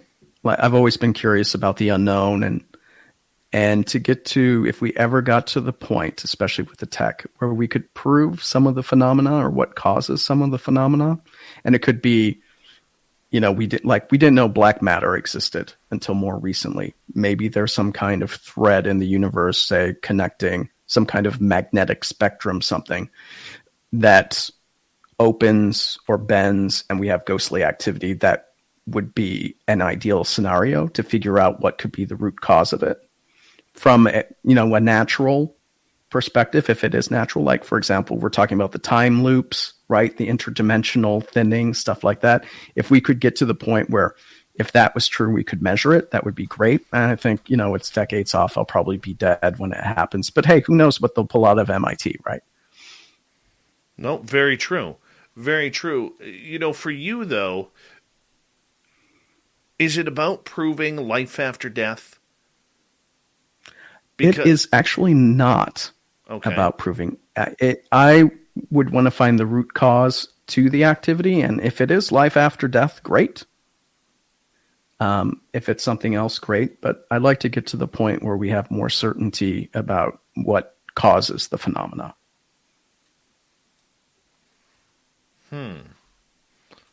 See, for me, the hard part I have with everything paranormal, and the reason why we don't do a lot of paranormal shows, is there doesn't seem to be a lot of clear-cut answers of what people are investigating. And I think they almost hype themselves up a little too much with the idea that they're out there to solve something. When you ask them what they're going to solve, they have no idea what they're even solving. Do we need more goals in the paranormal? Yeah, I would say, like, one of my big things is that's funny, Fab.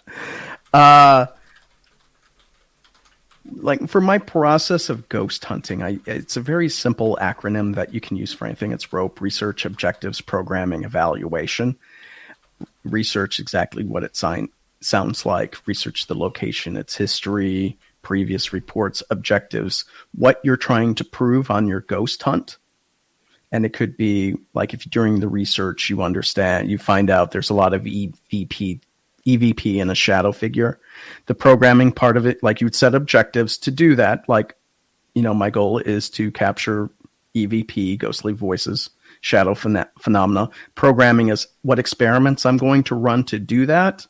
And then the analysis and review at the end of to see if you've actually proved that case. For the field, the one thing I wish is pick a location and research it long term, because as we found out with all the different groups, they're always getting different results. So you have to understand what's happening in the environment, and you have to understand what happens over the long term, just like any scientific breakthrough, right? Like take the polio vaccine back in the day. It took, 10 years to find it, and it killed a bunch of kids, which is awful. But still, you have to take that long-term mentality and consistency in investigating and a commitment to investigating so you can build that book of knowledge, so you can finally glean the insight that you need. Right now, I think everything's too scattershot. And it doesn't help with paranormal tourism. Don't hate on me, Ross, where you're always having a bunch of different people come in with different levels of experience. Because at the end of the day, you may not get quality outputs out of that. So it's very hard to go back through the archives, review the data to come to a conclusion. With classes in crisis communication, influence, and data presentation, Gonzaga University's online Masters in Communication and Leadership equips you with the tools you need to communicate clearly and encourage creativity in any industry. Concentrations in digital media, strategic communication, and global leadership allow you to customize your degree. Visit gonzaga.edu/communication and learn why a master's degree from Gonzaga can help you take your career to the next level. That's gonzaga.edu/communication.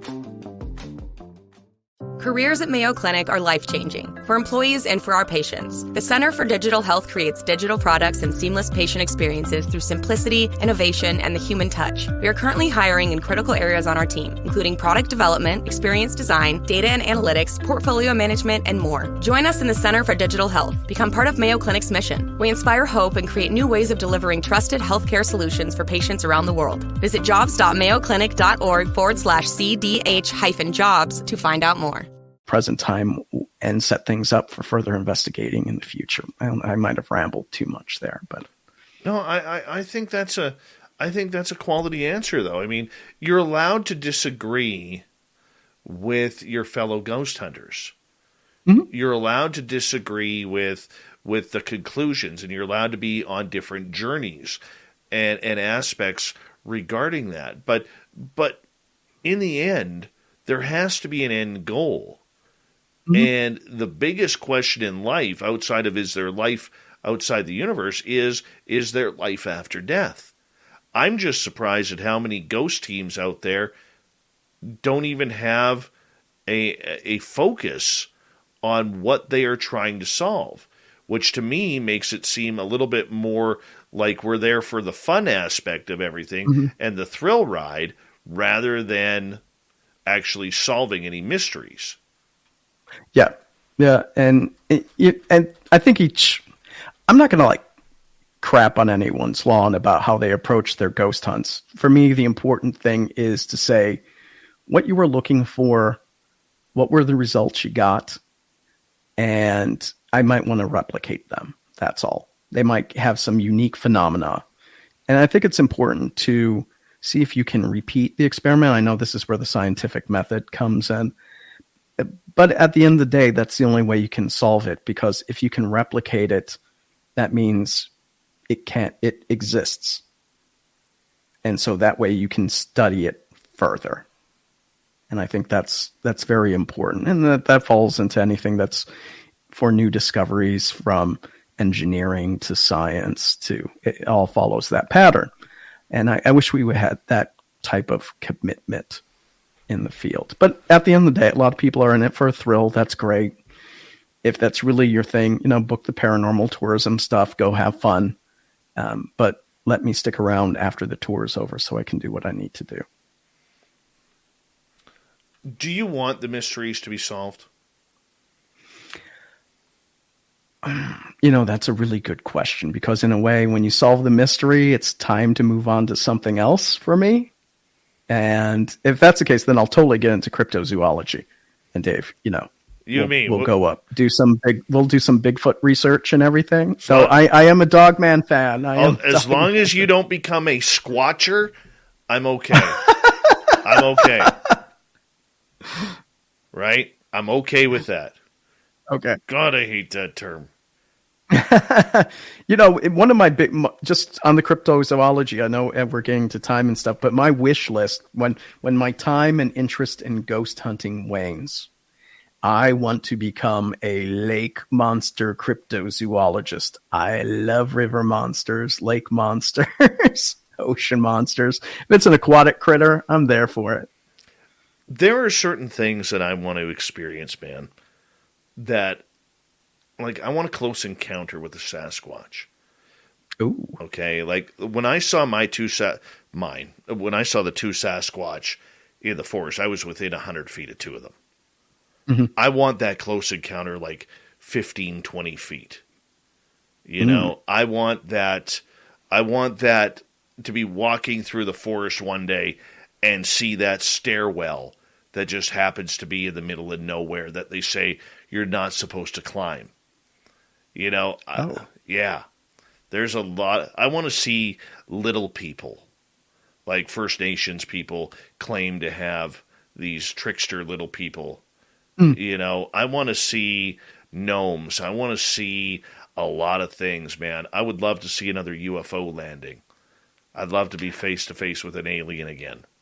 I didn't know. I haven't heard this story, Dave. We're going to have to talk about that at some point. Yeah. April 2014 was a very powerful, life-changing month in my life. And we'll get into that another time. My friend, okay. we have about a minute to go here with you. Do me a favor. Tell everybody where they can find your information, your podcast, everything. Oh, yeah. So pretty easy for everyone. Go to ghostlyactivities.com, hit contact me, fill out the form. The podcast is on the website, too. It's built right into it, so you can get it all in one spot.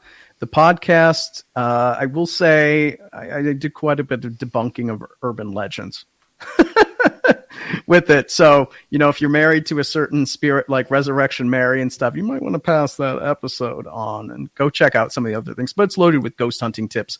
I even go a little woo. I do how to protect yourself from ghostly energy training, or draining.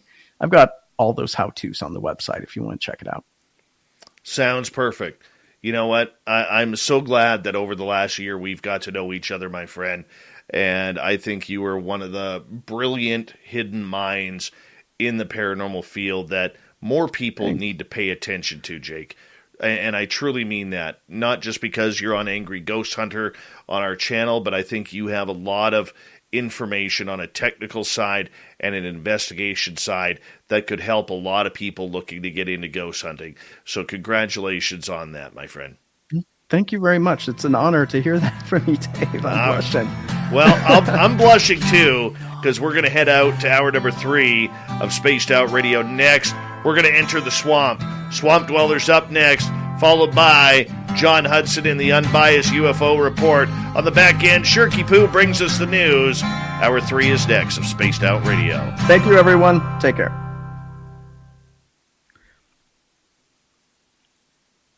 And we're clear. Okay. Yeah, I got, long story short, I got called outside at a friend. My friend used to have this 10-acre piece of property. There were only 2 houses on the street. There was his, and there was the neighbors beside them, the elderly neighbors. They were probably in their late 60s. So my friend had 10 acres. They had 6.5. And both properties were surrounded by forest. And one night, they had a lot of weird shit happen there, dude. Ghosts. This is in D.C.? Yeah.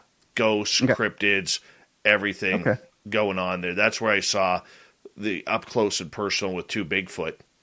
And long story short, got called outside and went outside into the back field and felt this amazing, weird, strange energy. And so the lady I was with, the lady of the house who I was with, her and I went outside to investigate this. And I just said, you called us outside out of God's peace, love, and light. Can you show me where you are? And I'm talking in the same volume as I am to you right now. And about 150 yards away, way back by the forest, by where the old people had their barn, the entire tree line lit up like a Christmas tree.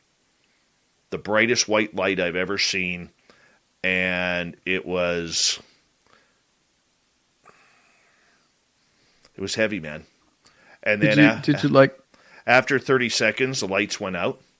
So I said, if you were of alien descent out of God's peace, love, and light, can you turn your lights back on? Boom. Lights come back on my command. And this time, in the middle of this white light, there is this blue cylinder standing vertically on the ground. And there's this black cloud that is rotating counterclockwise. It went all the way halfway up, then makes its way back down. And the trees in between the property were probably 60, 70 feet tall. So that's where I estimate the blue cylinder at being 20 to 30 feet. And turns its lights off. And then I said, just so I'm not crazy, out of God's peace, love, and light, can you turn your lights on one final time? Boom, lights come back on my command. And then after about 30 seconds, it ended.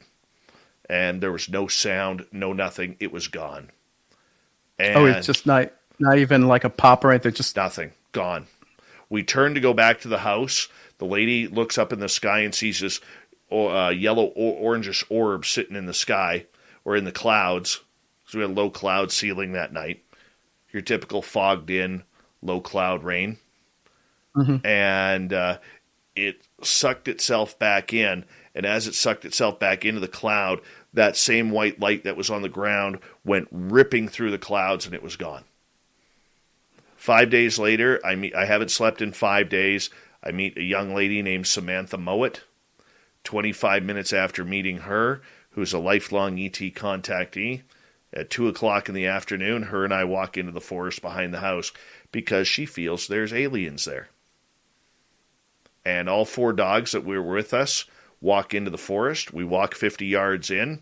Samantha turns around looking all weird and says, Dave, where are the dogs? All 4 dogs were gone. Don't know where they went. We like stupid white people, keep walking.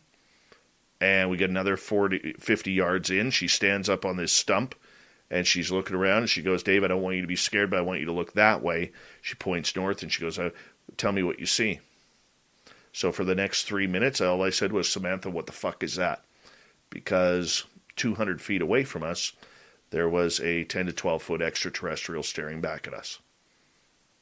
2 o'clock in the afternoon. Gray man, green man? He was tan colored. Okay. Yeah. So that's my life changer, man. Wow. Yeah. Ghosts don't scare me. So the important thing is, what happened to the dogs? Well, when we walked back after this incident, we walked back towards the property. All 4 dogs came running out to say hello to us. Oh. They sent the dogs back onto the property. Mm-hmm. Yeah. Weird, eh? Yeah. Yeah. Yeah. Wow. Today, that property is worth about $2 million, you know. But anyways, my friend, send me a private message with your phone number and a good time to call you tomorrow. Okay. So we can talk some business. Okay. And I'll hop over and watch the third hour. Yeah, or just go to the YouTube channel. We're good? Yeah. Just go to the YouTube channel. We're good. Okay. All right, buddy. Thanks very much. Take care. Thanks, bud. We'll talk to you Thank tomorrow. you for having me on. Anytime. Okay. Bye. Bye-bye. Jacob Rice, everyone. Literally one of the good ones out there. Love him. Love him. Do you think you would go meet them if it happened today, Dave? Yes, I would, Simon. Absolutely, I would. I would go in a heartbeat, and I would walk up to that craft. Ever so slowly, but I would walk closer to that craft.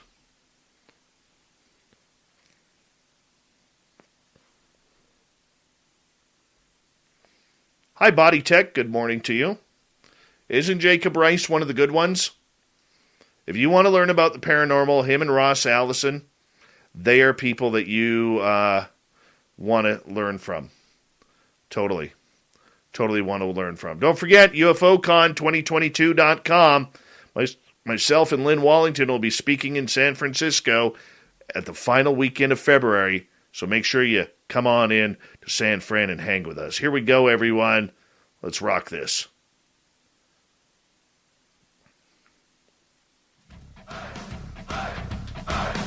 Would you like to connect with us? Head to spacedoutradio.com for all your latest show info. Now, back to Dave Scott and SOR. Here we go with the third and final hour of Spaced Out Radio tonight.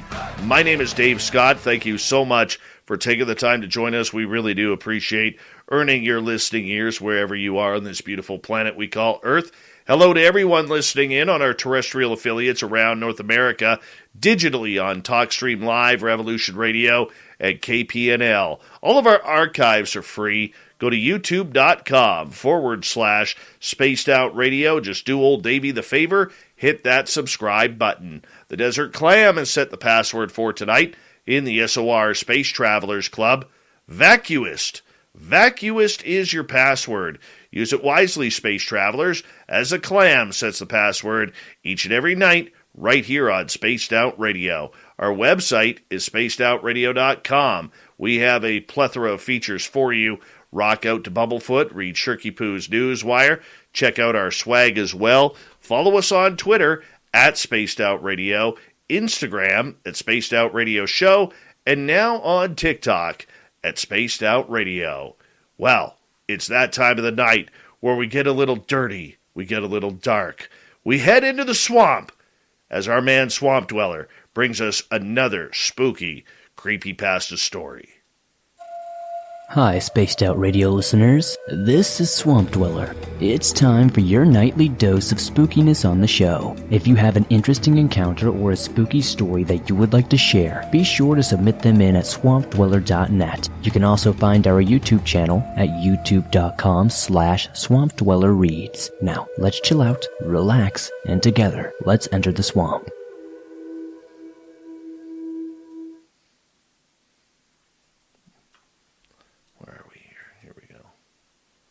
Oh my goodness, why is this not firing now?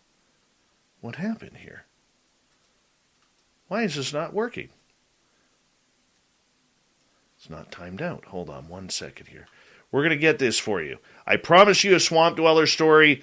We are going to get a Swamp Dweller story here. Yes, we are. Why? because that's what we do here on Spaced Out Radio. We bring you the Swamp Dweller story. I don't know why. It's really weird. It's like this new little segment is haunted with my machine. I don't know why, but it just seems haunted. Why it doesn't go in, I have no idea. Let's try it. Here we go.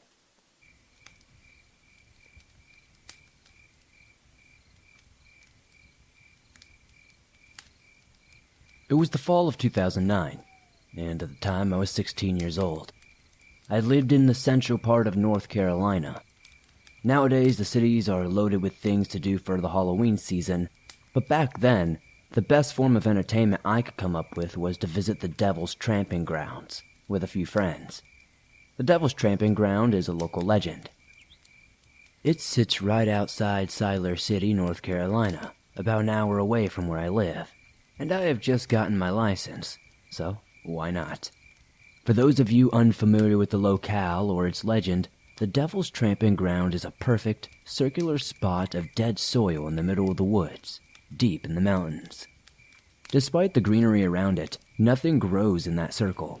The legend says that if you drop or leave anything in that circle, it is moved and or disappears by morning, as the devil supposedly comes here to plot his evil doings against humanity late at night, pacing in a circle as he thinks. That's the gist of it, basically. Siler City is a sticks and barns town with long, barren roads that seemingly translate to "don't stop until you get the hell out of here." It was on one such road where I began to feel uneasy. Rural roads always have that heavy Twilight Zone energy, and the road we were on, conveniently titled Devil's Tramping Ground Road, was completely lacking streetlights. The only thing illuminating the overworked asphalt was the fading yellow headlights of my 2002 Mercury Cougar and the useless glow of a crescent moon. In those dim lights, we began to see splattered graffiti on the road leading up to the location.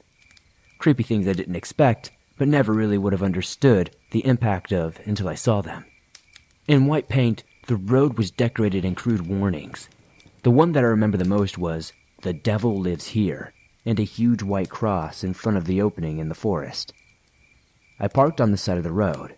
The grounds was immediately not as creepy as I expected. It wasn't too deep into the woods. In fact, the clearing could be made out from the road. Not as menacing as I had imagined. Maybe it was the empty beer cans or red Solo cups lying all around. Obviously people partied here. Or maybe it was the jokes my friends and I started making almost immediately that calmed my nerves. But it was 2-something in the morning. We decided to catch Lucifer right on his hour, and I remember feeling less on edge than I was on the road. My flashlight would get eaten through the trees if I moved it upwards, so I focused the beam on the soil, truly more interested in finding signs of the paranormal than my friends were. It was 4 of us total. 2 of my friends went back to the car after a while. It was cold and there was not much to see. I stayed back with a buddy of mine. I brought a Ziploc with me, along with a pocket Bible, a rosary in my pocket just in case, and a stuffed rabbit that one of my best friends had given me. Before leaving, I scooped up some dirt and added it to the Ziploc.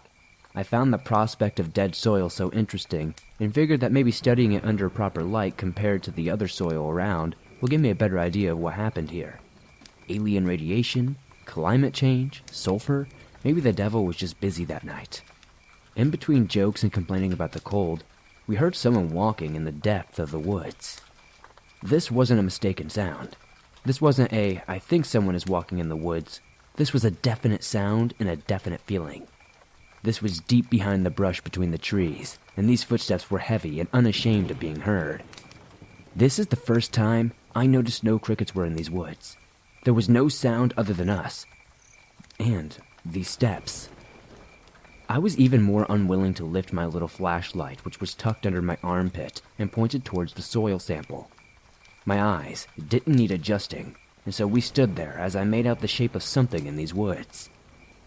It was dark, but I could see it fairly well.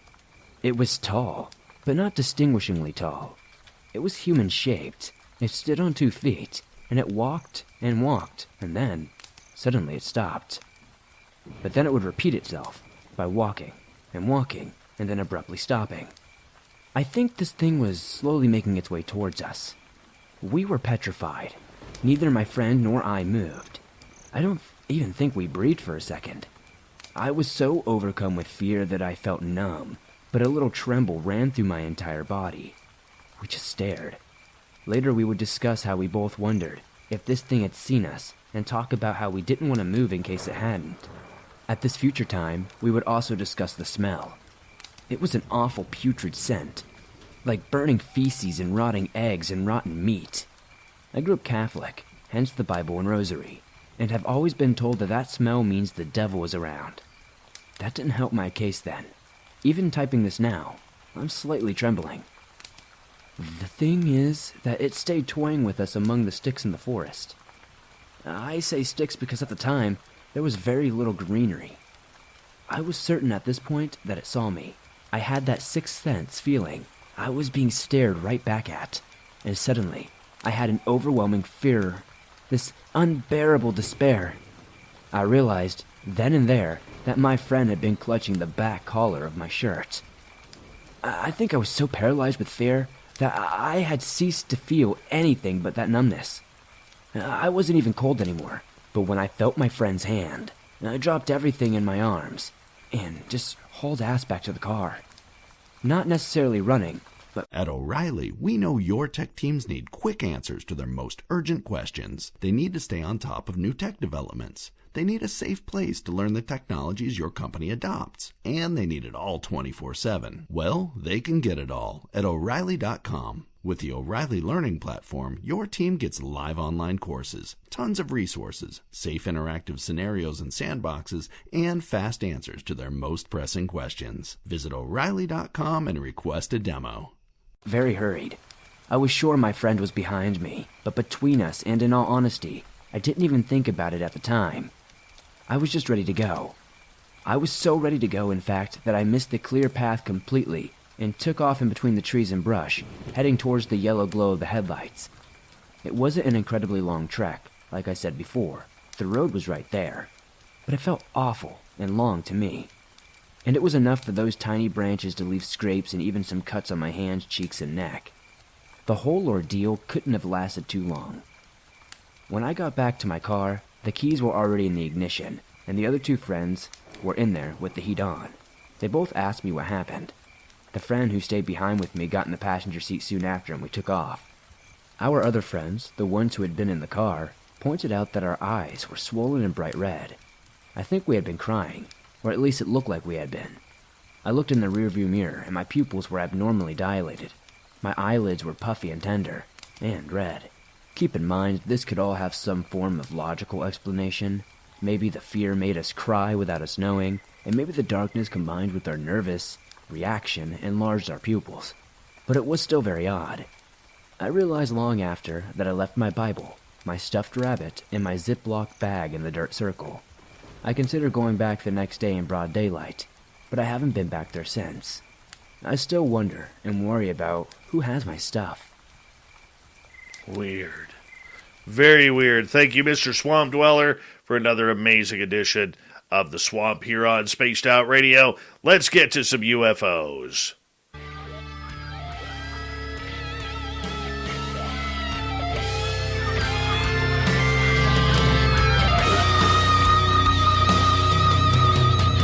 Yes, we are joined by the fedora-wearing John Hudson and the Unbiased UFO Report as we look into the week's UFO stories that are happening around the world. Mr. John, how you doing, buddy?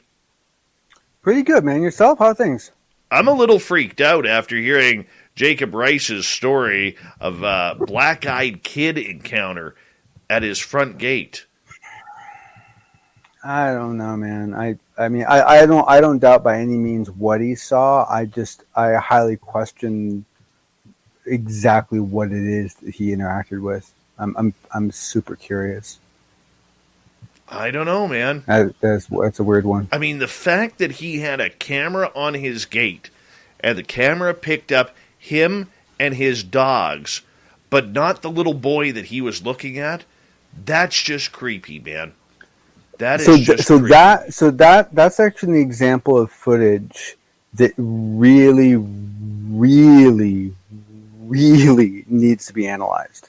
because one, is there any chance that there's any other angles that was taken in any way, shape, or form? But more importantly, is there anything you can glean from that video? Because if you actually have, I mean, if there's any amount of interaction going on by the other members of that video that are seen, that really like seriously infer that they're interacting with another individual that is clearly not there. I mean that's essentially proof of invisibility at a biological level or some sort. I mean that by itself is a landslide of information. So I don't. To me, like that needs to be investigated further. Well, all I could say is you and Jacob need to have one of your geeked out weirdo conversations in order to have that, because I mean this guy here, he is on the ball when it comes to technology. That is for sure. Very sure. Yeah. I was actually a little surprised and impressed by him. So yeah, so I agree. It's someone I want to talk to because I think our brains are flowing at kind of a similar speed. So might be a lot of fun to talk to him. Absolutely, my friend. Absolutely. What do you got for us tonight? Let's take a little peeky poo here. What do you mean by UFO coaxing? What's going on here? Oh, you ruined it. I was going to say, I got nothing, Dave. I've just been sitting around playing video games. And then you ruined my joke. So this is creepy. So first off, I mean, I don't know, and Dave, maybe you can answer this for me, but I don't know how much anyone should really read into where articles get published, right? I mean, in the science world, like where a paper gets published, unfortunately, does mean something. I don't know how much it means. So the fact that, for example, this article is basically on Medium, right? So it's just basically someone writing. I have no idea what that does to the credibility of the article. But everything that the article touches on is stuff that we have been completely aware of. And what this article is an example of, and the next article is as well, and this is kind of a theme for tonight's show, is these are examples of things where normal reporters, like real, like journalist type folks, like Dave, I think you've met one or two in your life, haven't you? I'm not sure, but but folks like that stopping and taking a double take and going, WTF? Like, no one's followed up on this. Like, how can no one have followed up on this? I mean, I've seen that exact reaction from you, Dave. I mean, it's almost like you guys all learned it in school. It's funny. And so here he calls out the bombshell. He says, in 2016, a formal operations plan to address UAP was drafted and submitted through the alternative the ACC channels at the DoD. Two persons I and Tim McMillan spoke with hinted at that a portion of the operations plan may have involved attempts to coax the UAPs into showing up, potentially involving the object's propensity for showing an interest in nuclear material. Now, according to this, limited follow-up that has been done has been met with doors and walls, because essentially this is nuclear material in some cases. This is all, even if it wasn't involving coaxing UFOs to be top secret. But think about this. What this is implying is that we are intentionally taking radioactive material and taking it places and going, here, kitty, kitty, kitty, kitty, here, kitty, kitty. And honestly, personally, I think it's I love that idea. But I got to say, like, those are usually ideas that I like that everyone else doesn't. So I'm be very highly doubtful whether the whole public would support this method. Okay, so with this coaxing of UFOs, I mean, what's the difference between what they're writing about coaxing and people who claim to be able to summon craft?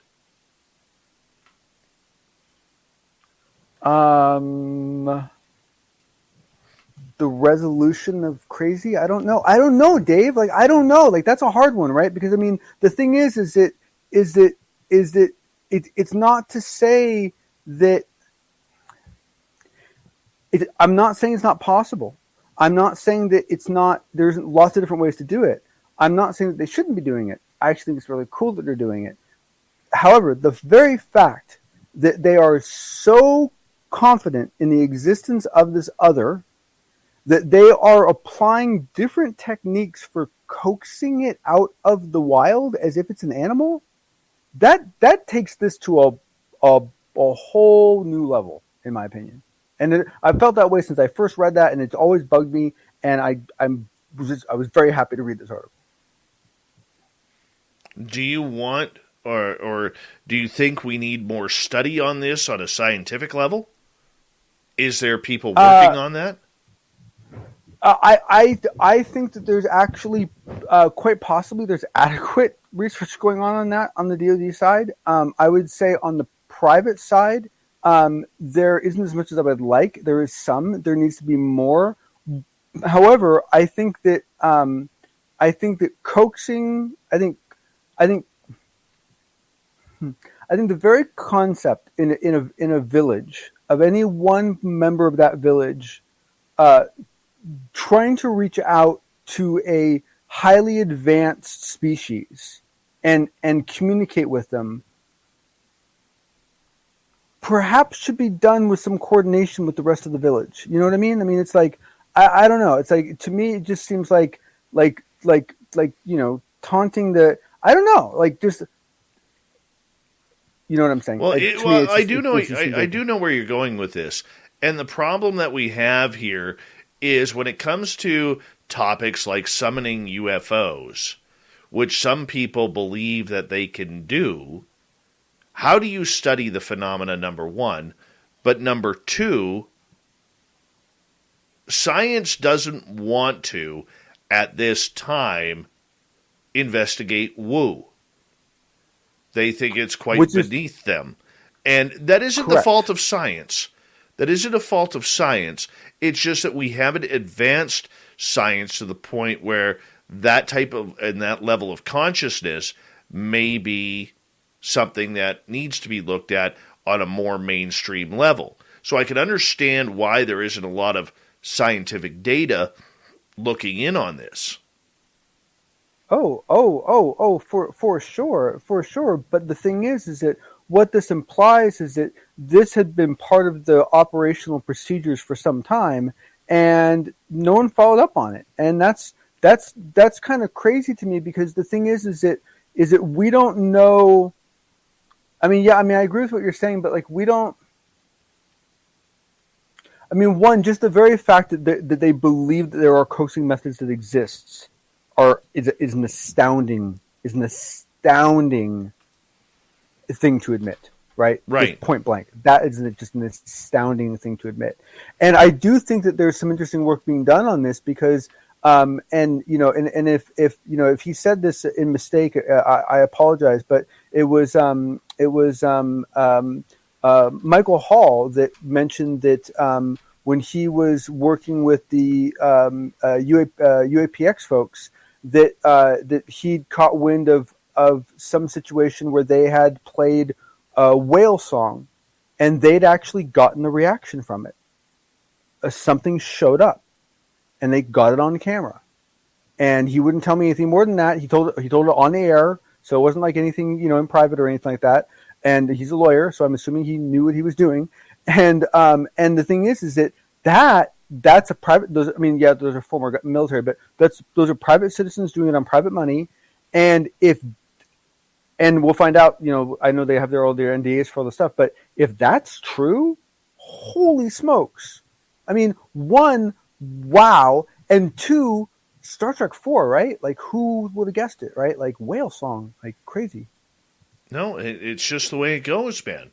I mean, we must be looking into, at least those in the dark side of science, and I don't mean dark as in bad, but in the Black Ops project, must be looking for some sort of consciousness signal that is bringing them in. Oh, absolutely. And the thing is that even on the flip side of it, even on the CE5 side of it, yes, I understand the disenchanting with woo, but the thing is that if you have someone that can do some, interpretive dance and get some effect in the sky to happen, and like, I'll be nice. Let's say that they get it to happen 70% of the time. 70% of the time, Bob does his little dance, something happens in the sky. that's actually repeatable.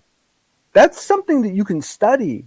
That's replicatable. That's a good thing. So to me, it's kind of ironic and beautiful that we have something that's actually potentially replicatable and might lend itself to science, but it's wrapped in this incredibly fluffy package of woo with Stephen Greer sitting on top with a big grin on his face. Of course. And nobody wants to admit that the woo has potential. Nobody wants to admit that. Well, the thing is, yeah, agreed. And the thing is that, but anyone who's been doing any research will see that much of what Stephen Greer has done has been to kind of Disneyfy a process that has been floating around humans for thousands of years. Very true. Very true. John, I'm going to get you to hold on right there as we are going to go to break here at the bottom of the hour. John Hudson's unbiased UFO report will continue when we return on Spaced Out Radio. John joins us a couple times a week to break down all of the latest UFO news that is coming on. You can also catch him on our YouTube channel, the SOR After Hours Show with Gemma Jade and Big Willie every Saturday and Sunday night, starting at 8 p.m. Pacific, 11 Eastern. Later on this half hour, Shirky Poo's news, the thought of the day. Stay tuned. Spaced Out Radio continues after this.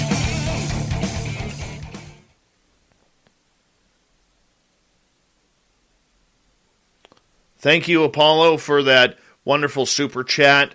Really do appreciate it, buddy. Thank you to Coral over in the UK, Teresa, Thomas, Jeffrey, Dry Toast, Cat Chaser, Terry, and Smithy as well. Don't forget, Lynn Wallington will be back this weekend, 6 p.m. Pacific, 9 p.m. Eastern, on Saturday and Sunday with Spaced Out Weekend. We're glad to get her back. She's feeling very, very well, considering after battling COVID for the last week. So she is excited about her return this weekend. Make sure you all go tune her on in. Hi, Clown Horse, Stephen Finnegan. Good morning to you. And who else has joined us here late? Let me see here.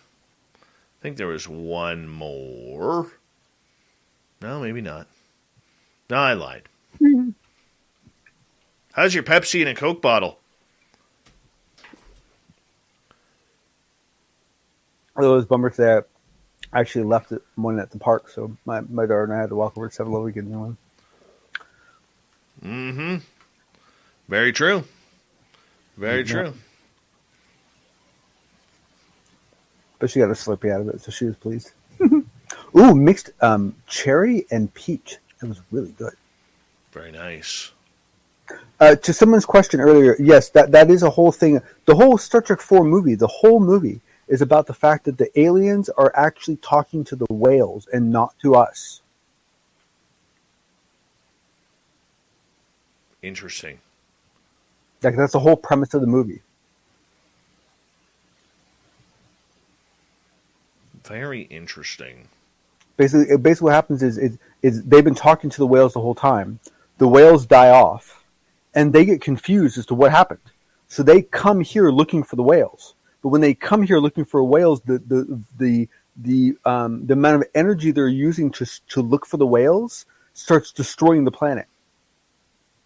So they basically have to go back in time to grab a couple humpback whales from San Francisco Bay and bring them back forward in time and drop them off so they'll talk to the aliens and tell the aliens to go home.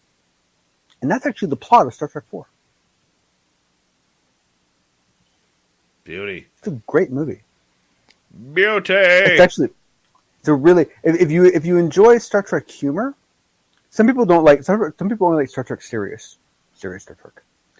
But if you enjoy Star Trek humor, that's a great one, because Spock with the headband on in San Francisco, it's so funny. Double dumbass on you. It's very good stuff. And here I thought you were only about Guar. You know, everyone's got to branch out. You're amazing. Guar is awesome. Honestly, I'm not even a big fan of the music, but I love Guar. I really do. I love them for the amount of energy they put into their theater. I really do. I think it's fantastic. Me too. You've seen them, Apollo? Was it pretty amazing? It had to have been it's the thing is it's such a unique form of theater entertainment. I mean, it really should be recognized for. I mean, I know they wanted it to be seen as a band because they wanted to all be part of. But I mean, it really should be recognized for what it is, which is essentially like a new generation of vaudeville in a weird way. You know, I mean, it's so cool. Oh, I agree with you. Yeah, they should probably it'd be neat to do Guar with like some seriously good musicians. It'd be fun. But I guess if you think about it, that's what like all like the Pink Floyd space opera things were like, you know. I agree, man. Pink Floyd is just like the musical. It's a musical. It's amazing. By the way, what you said the other night about the fact that it's been like 30-something years and like they haven't put out a new album or gone on tour and like what the hell? Yes, so agree with you. Not cool. I agree. Need to change that. So good? Need to change that. Might be too late though. Yeah. Actually, in that new movie, Sing 2, it's actually funny. Like part of the movie is that there's this really recluse singer that hasn't sung in like 15, 20 years, and they have to get him to come out. And the actor who does the voice for this character is actually Bono. Oh, really? Yeah, they actually got Bono to do the character. It's awesome. It's really good. It's really funny. All right. He actually does a good job. All right, buddy. We got 30 seconds here. We got 30 seconds. Oh, thank you, Brazilov. That's local. Oh, let's get rid of that bot. Here we go, buddy. Moment of silence for the bots.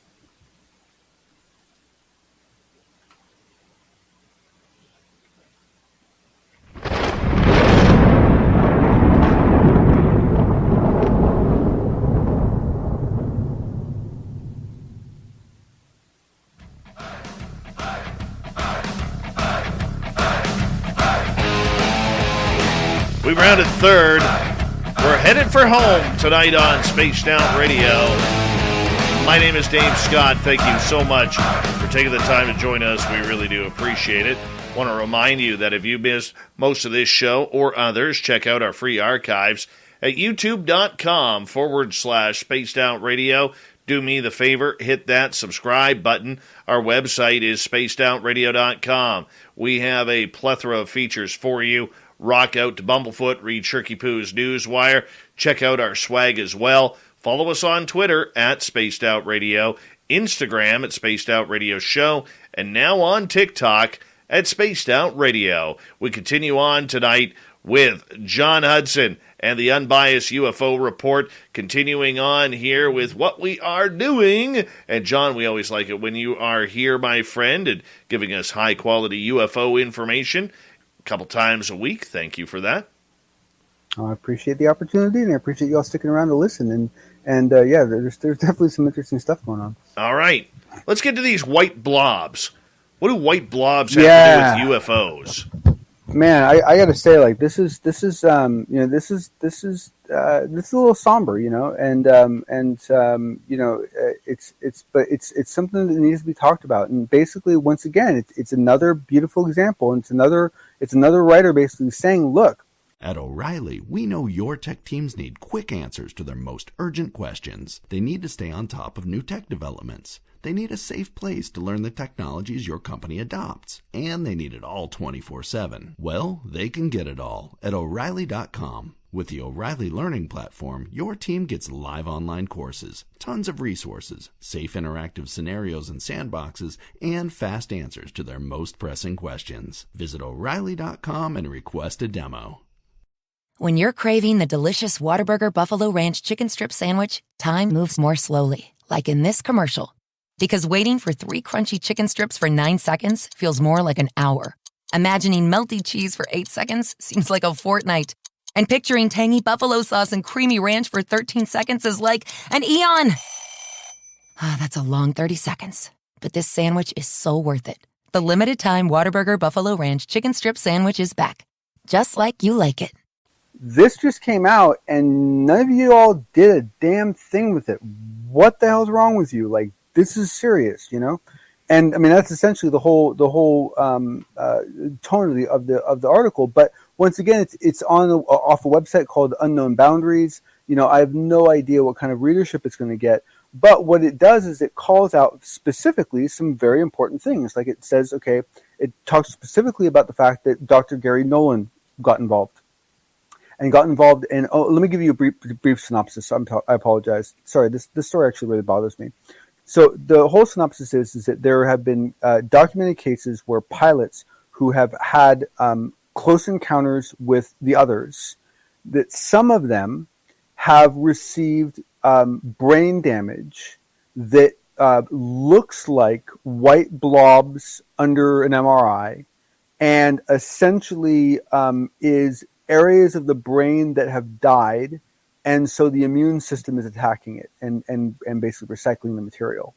And so this is something you'll see in some other very unfortunate degenerative diseases. And so this is a pretty scary thing to be talking about. And the idea that some percentage of pilots that have been in proximity have seen this, and that enough of them have seen it that the government has actually reached out to Dr. Gary Nolan to actually look into this. That's, and it's not to say that this is, to anyone who's been in this field for a long time, this isn't shocking. I mean, I take it back. It's a little bit shocking, but it's not shocking that someone or anyone has gotten harmed by being in the proximity of something else, right? I mean, we all cut our teeth on Rendlesham, right? We all know the whole story. We all know that Burroughs was damaged, right? That he had his heart was in trouble. So we know that this happens. But to me, the fact that it's this blatant and it's this in your face, to me, is shocking, and evidently is to this writer as well. And basically, what he says is that that he investigated approximately 100 patients, mostly defense or government personnel or people working in the aerospace industry, and that he was his involvement with UAPs began after he was asked to use his blood analysis instrumentation, once again, Gary with his special machines, to help with the case of pilots who were receiving brain damage. When asked if he could describe the more abnormal effects the brain observed with the MRIs, Nolan said, "If you ever looked at the MRI of someone with multiple sclerosis, there's something called white matter disease. It's scarring." I mean, that's really unfortunate stuff. But what's really interesting is that what you have here is you have another case, and I mean, once again, we're not talking about a huge number of people, right? Every one of them is important, but my point I'm trying to make is it's not like this. I mean, it's like nowhere near what we've seen with some other conditions, right? I mean, Dr. Gary Nolan's reviewed 100 patients. Some percentage of those have been infected, but essentially, what you have is a real documented effect of some pilots who have had an interaction. After that interaction, they result in some level of brain damage. And that's a big freaking deal. And it's something that should be discussed in a much larger forum than, nothing against us, but Spaced Out Radio.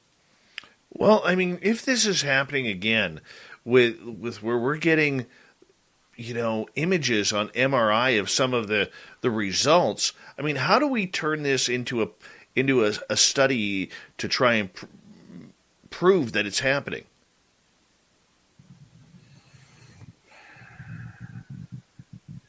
Well, I mean, I think I think right now there's no doubt that it's happening. What's probably in doubt by most researchers is what the catalyst for the effect is, what the source of the effect is. However, if these are military people, they know where they are all the time.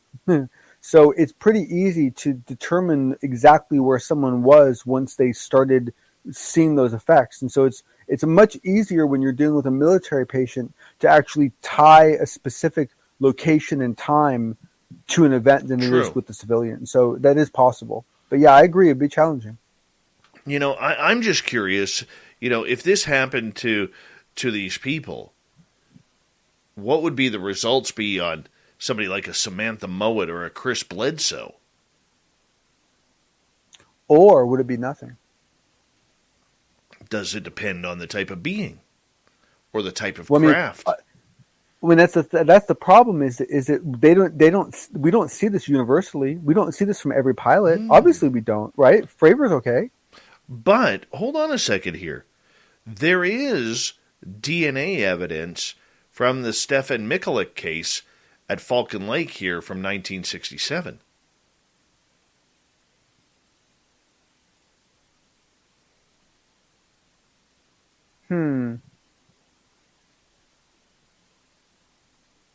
I wonder. Yeah, that's an interesting point. Yeah, I don't know, man. It's just, and and the thing that's very disturbing is that look, it's clear that however this is happening, it's not intentional, right? Because if you were trying to design a weapon, this isn't how you do it, right? I mean, this is obviously some sort of a weird side effect from some sort of technology or some sort of procedure or operation that doesn't harm them, that does harm us. And to me, it also brings up the other kind of, God, it's not like there's even one elephant in the room. It's like we have a whole pack of elephants in the room. It brings up this whole issue of why are some of these people healed and some of them aren't? I don't know. To me, that's another big story. That's another one of these big stories that someone should be, that 2 or 3 people should be sinking, 10 years of their life into, and no one's doing it. It's driving me nuts. Well, the other big question too is, I mean, if they are assuming that death has occurred in certain cases regarding this, it would really, really be intriguing to see how many pilots have died from these encounters. I mean, these are statistics, John, that will be locked up for centuries. I know, but Dave, I got to ask you, and you can be as indirect as you'd like, because I'm going to be as well as I know I've seen one of those MRIs, and I assume that you've seen something similar, and it's disturbing. It's not a nice thing to look at. It's very hard to look at that and think that brain was healthy before it interacted with that whatever it was. Well, I mean, I've looked at studies when I was in sports radio with CTE. There you go. Concussions. Now, there you go. Yep, perfect example. Now, I mean, seeing the brain activity in young men who've played professional contact sports, whether it's boxing, hockey, football and now mixed martial arts being the big 4. I mean, seeing the brains in these men that's a perfect example. Yeah, I mean, it's because we do have cases of men who are beaten to a pulp for years and they're fine. Yeah, nothing happens, and then you get this other guy that he gets 400 or 500 concussions, which is I guess normal for whatever, but he's 3 years into it, and suddenly a really nice person is now threatening his wife. Yeah, that's horrible. Well, I mean, that's horrible on every angle. You look at a lot of football players, famous one, Junior Seau, famously of the San Diego Chargers, who had a murder-suicide with his girlfriend, and then he turned the gun on himself. And when they did the study on his brain, his family donated his brain to a university in Massachusetts that's looking into CTE. This is where they noticed that, I mean, he had the brain of an 85, 90-year-old man with dementia. Yep. And he wasn't even 50 years old. Yep. And so think about that. So now we have direct physical contact energy, and we have some sort of field-based energy, both resulting in not exactly the same, but somewhat similar sort of brain damage, right? I mean, it's just, and brain damage is just such a serious thing. And the thing is that, this isn't the first time that we've had brain damage tip into the world of the paranormal.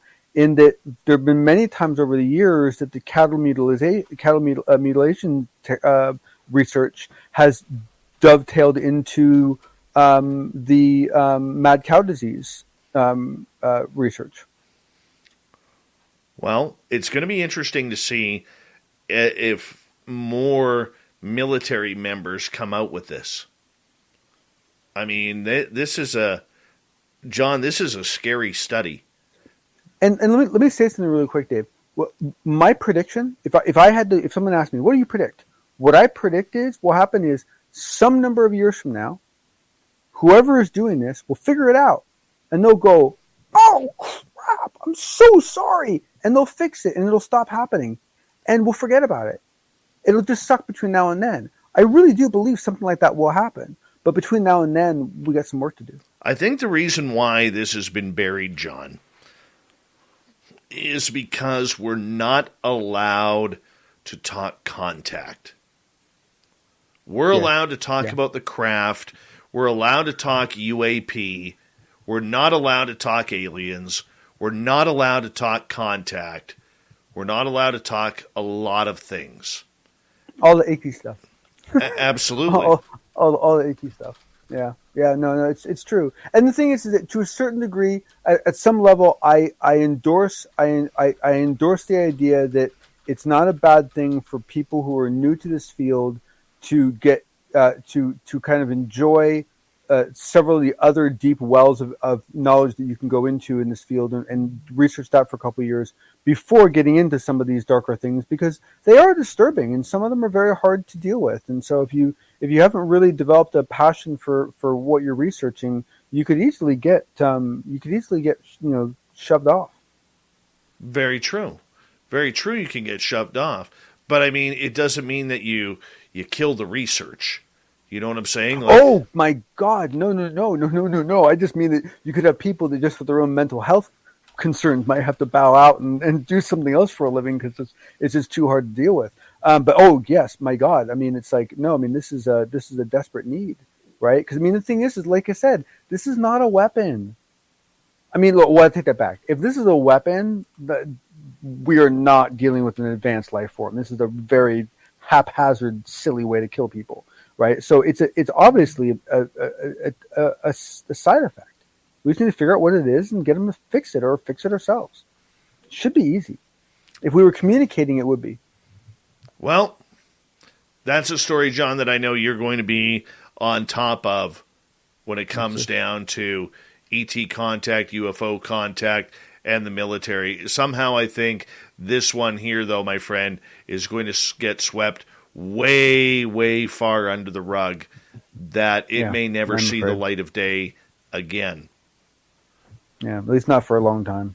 Yeah. That's true. All right, let's get over to Shirky Poo's news. Thank you, John. We'll talk to you in a couple nights.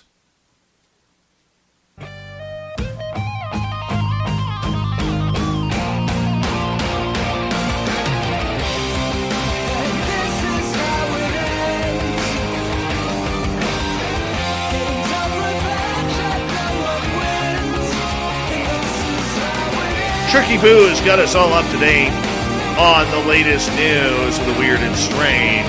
Starting off in Los Angeles, where a home made famous by the 1984 slasher film, A Nightmare on Elm Street, has sold for almost $3 million. And it came with Bo Burnham's guest house. The house, which served as protagonist Nancy Thompson's home in exterior shots of the Wes Craven's horror classic, sold for $2.8 million after being listed for $3.5 million shortly before Halloween 2021. The listing said the home, terrorized by Freddy Krueger, had its interior redesigned in the mid-2000s before being sold in 2013 to Hustlers director Lorene Scarfaria. The listing includes a guest house, which itself was made famous by comedian Bo Burnham, who filmed his pandemic-themed special Inside in the domicile. Very cool. Would you want that house? I'm pretty sure that's a house that probably carries some serious juju with it. You know what I'm saying? It's got enough energy on it. I'd like to own it. Not going to lie. I'd like to own it. When you hear about UFO sightings, there often seems to happen in smaller towns, maybe less populated areas, but it's not always the case. One strange encounter happened in America's biggest city, New York. It was filmed by Hamid Vitalis as he walked to work in Brooklyn. Right across the river from Manhattan, he looked at the sky and noticed 3 orbs of light forming a pyramid, aka a triangle, seemingly hovering just right there. A plane flew nearby, and 2 of the lights immediately disappeared, while the third one slowly dimmed out before it vanished.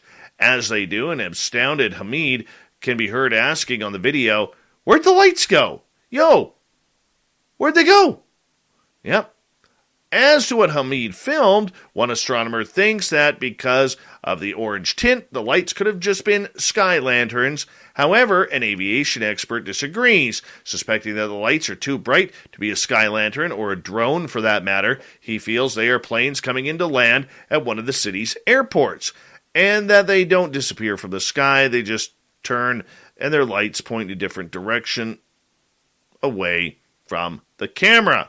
Of course, these so-called skeptical experts are not actually quoted by name in this. On the other hand, there are plenty of people who believe the lights are coming from something otherworldly. One commentator on the video claims to have even witnessed the same lights and stated that they were definitely not any known type of aircraft. That one person wrote, "They had such an unnatural acceleration that they were there, then they slowly moved, then straight darted off." I'm glad someone caught it on video. There certainly weren't planes. They were a lot lower than planes. The FAA has not commented on the sightings, so it really could have been anything in the skies over New York. Poorly written. Sky over New York. There is no skies. Whoever pluralized the word skies got it way wrong. There's only one sky, and it's all around us. Just saying. Just saying. New research from LSU and the University of Florida suggests that more shark attacks occur during fuller phases of the moon. While the exact cause remains unclear, these hell-bent human-eating bastards, the researchers found that more shark attacks than ever occur during periods of high lunar illumination. Another reason not to go in the ocean.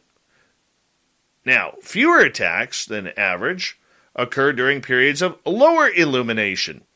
Many types of animals show behaviors that are linked to moon phases, yet few studies to date have looked at the connections between the lunar phases and shark attacks. What makes this research important is the abundance of data that researchers analyze. Their findings are based on a global shark attack record collected during a 55-year period from 1960 to 2015, from the International Shark Attack File housed in the Florida Museum of Natural History at the University of Florida. Isn't that nice? Isn't that nice? Well, look at all of you going into the ocean during a full moon. That's just grazing time for the great whites. Yep. It's the way we do it around here. Why not, right? So let's just eat some people. Thought of the Dave. How has technology influenced the way you ghost hunt, search for cryptids or UFOs? Nora, I just bought a new infrared camera to use for our CE5 Nanaimo group for field investigation. Some cannot be seen by the naked eye. Terry, I use my phone and thermal imaging camera and my senses. The senses are the most important thing. Nicole, I think when it comes to tech, we all decide how much money we can budget for what research we want to tackle. Then, of course, as soon as we want to buy something, the vicious cycle repeats with newer versions and upgrades. Oh, yeah. One more here. Let's go to Andy. No one does field work anymore unless it's for a TV show, and that really doesn't count. Lori, I just use my gifts to let me know what's going on, but would like to have a FLIR camera.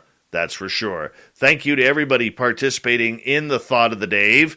We will do it all again tomorrow night. Thank you to Shirky Poo for the news, John Hudson for the UFO report, our man Swamp Dweller for spooking us out, And, of course, our guest tonight, Jacob Rice, talking all things paranormal. We got Mr. Ron Bumblefoot Thal rocking in the background with Little Brother is Watching. Bumblefoot is the official music of Spaced Out Radio, rocking us in and out of every single show. Get your horns up for the guitar god himself. Special thanks to everybody listening in at home, at work, in your cars, wherever you may be. Thank you to everyone in our chat rooms tonight. YouTube, Twitch, LGAB, Revolution Radio, Spreaker, Facebook, the Space Travelers Club, and on Twitter at hashtag Spaced Out Radio. I know you're out there somewhere. Remember, this show is copyright by Spaced Out Radio and SOR Media Ventures Limited. Thank you so much for choosing to share your evening with us, because together, my friends, we're watching. We own the night. Mr. Bumblefoot, we need a favor. We need you to take us home.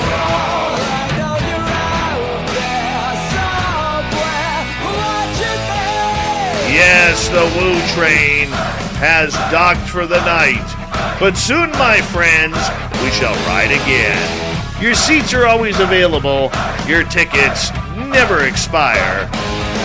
And if you want to bring a friend, we've got room for them too. Good night.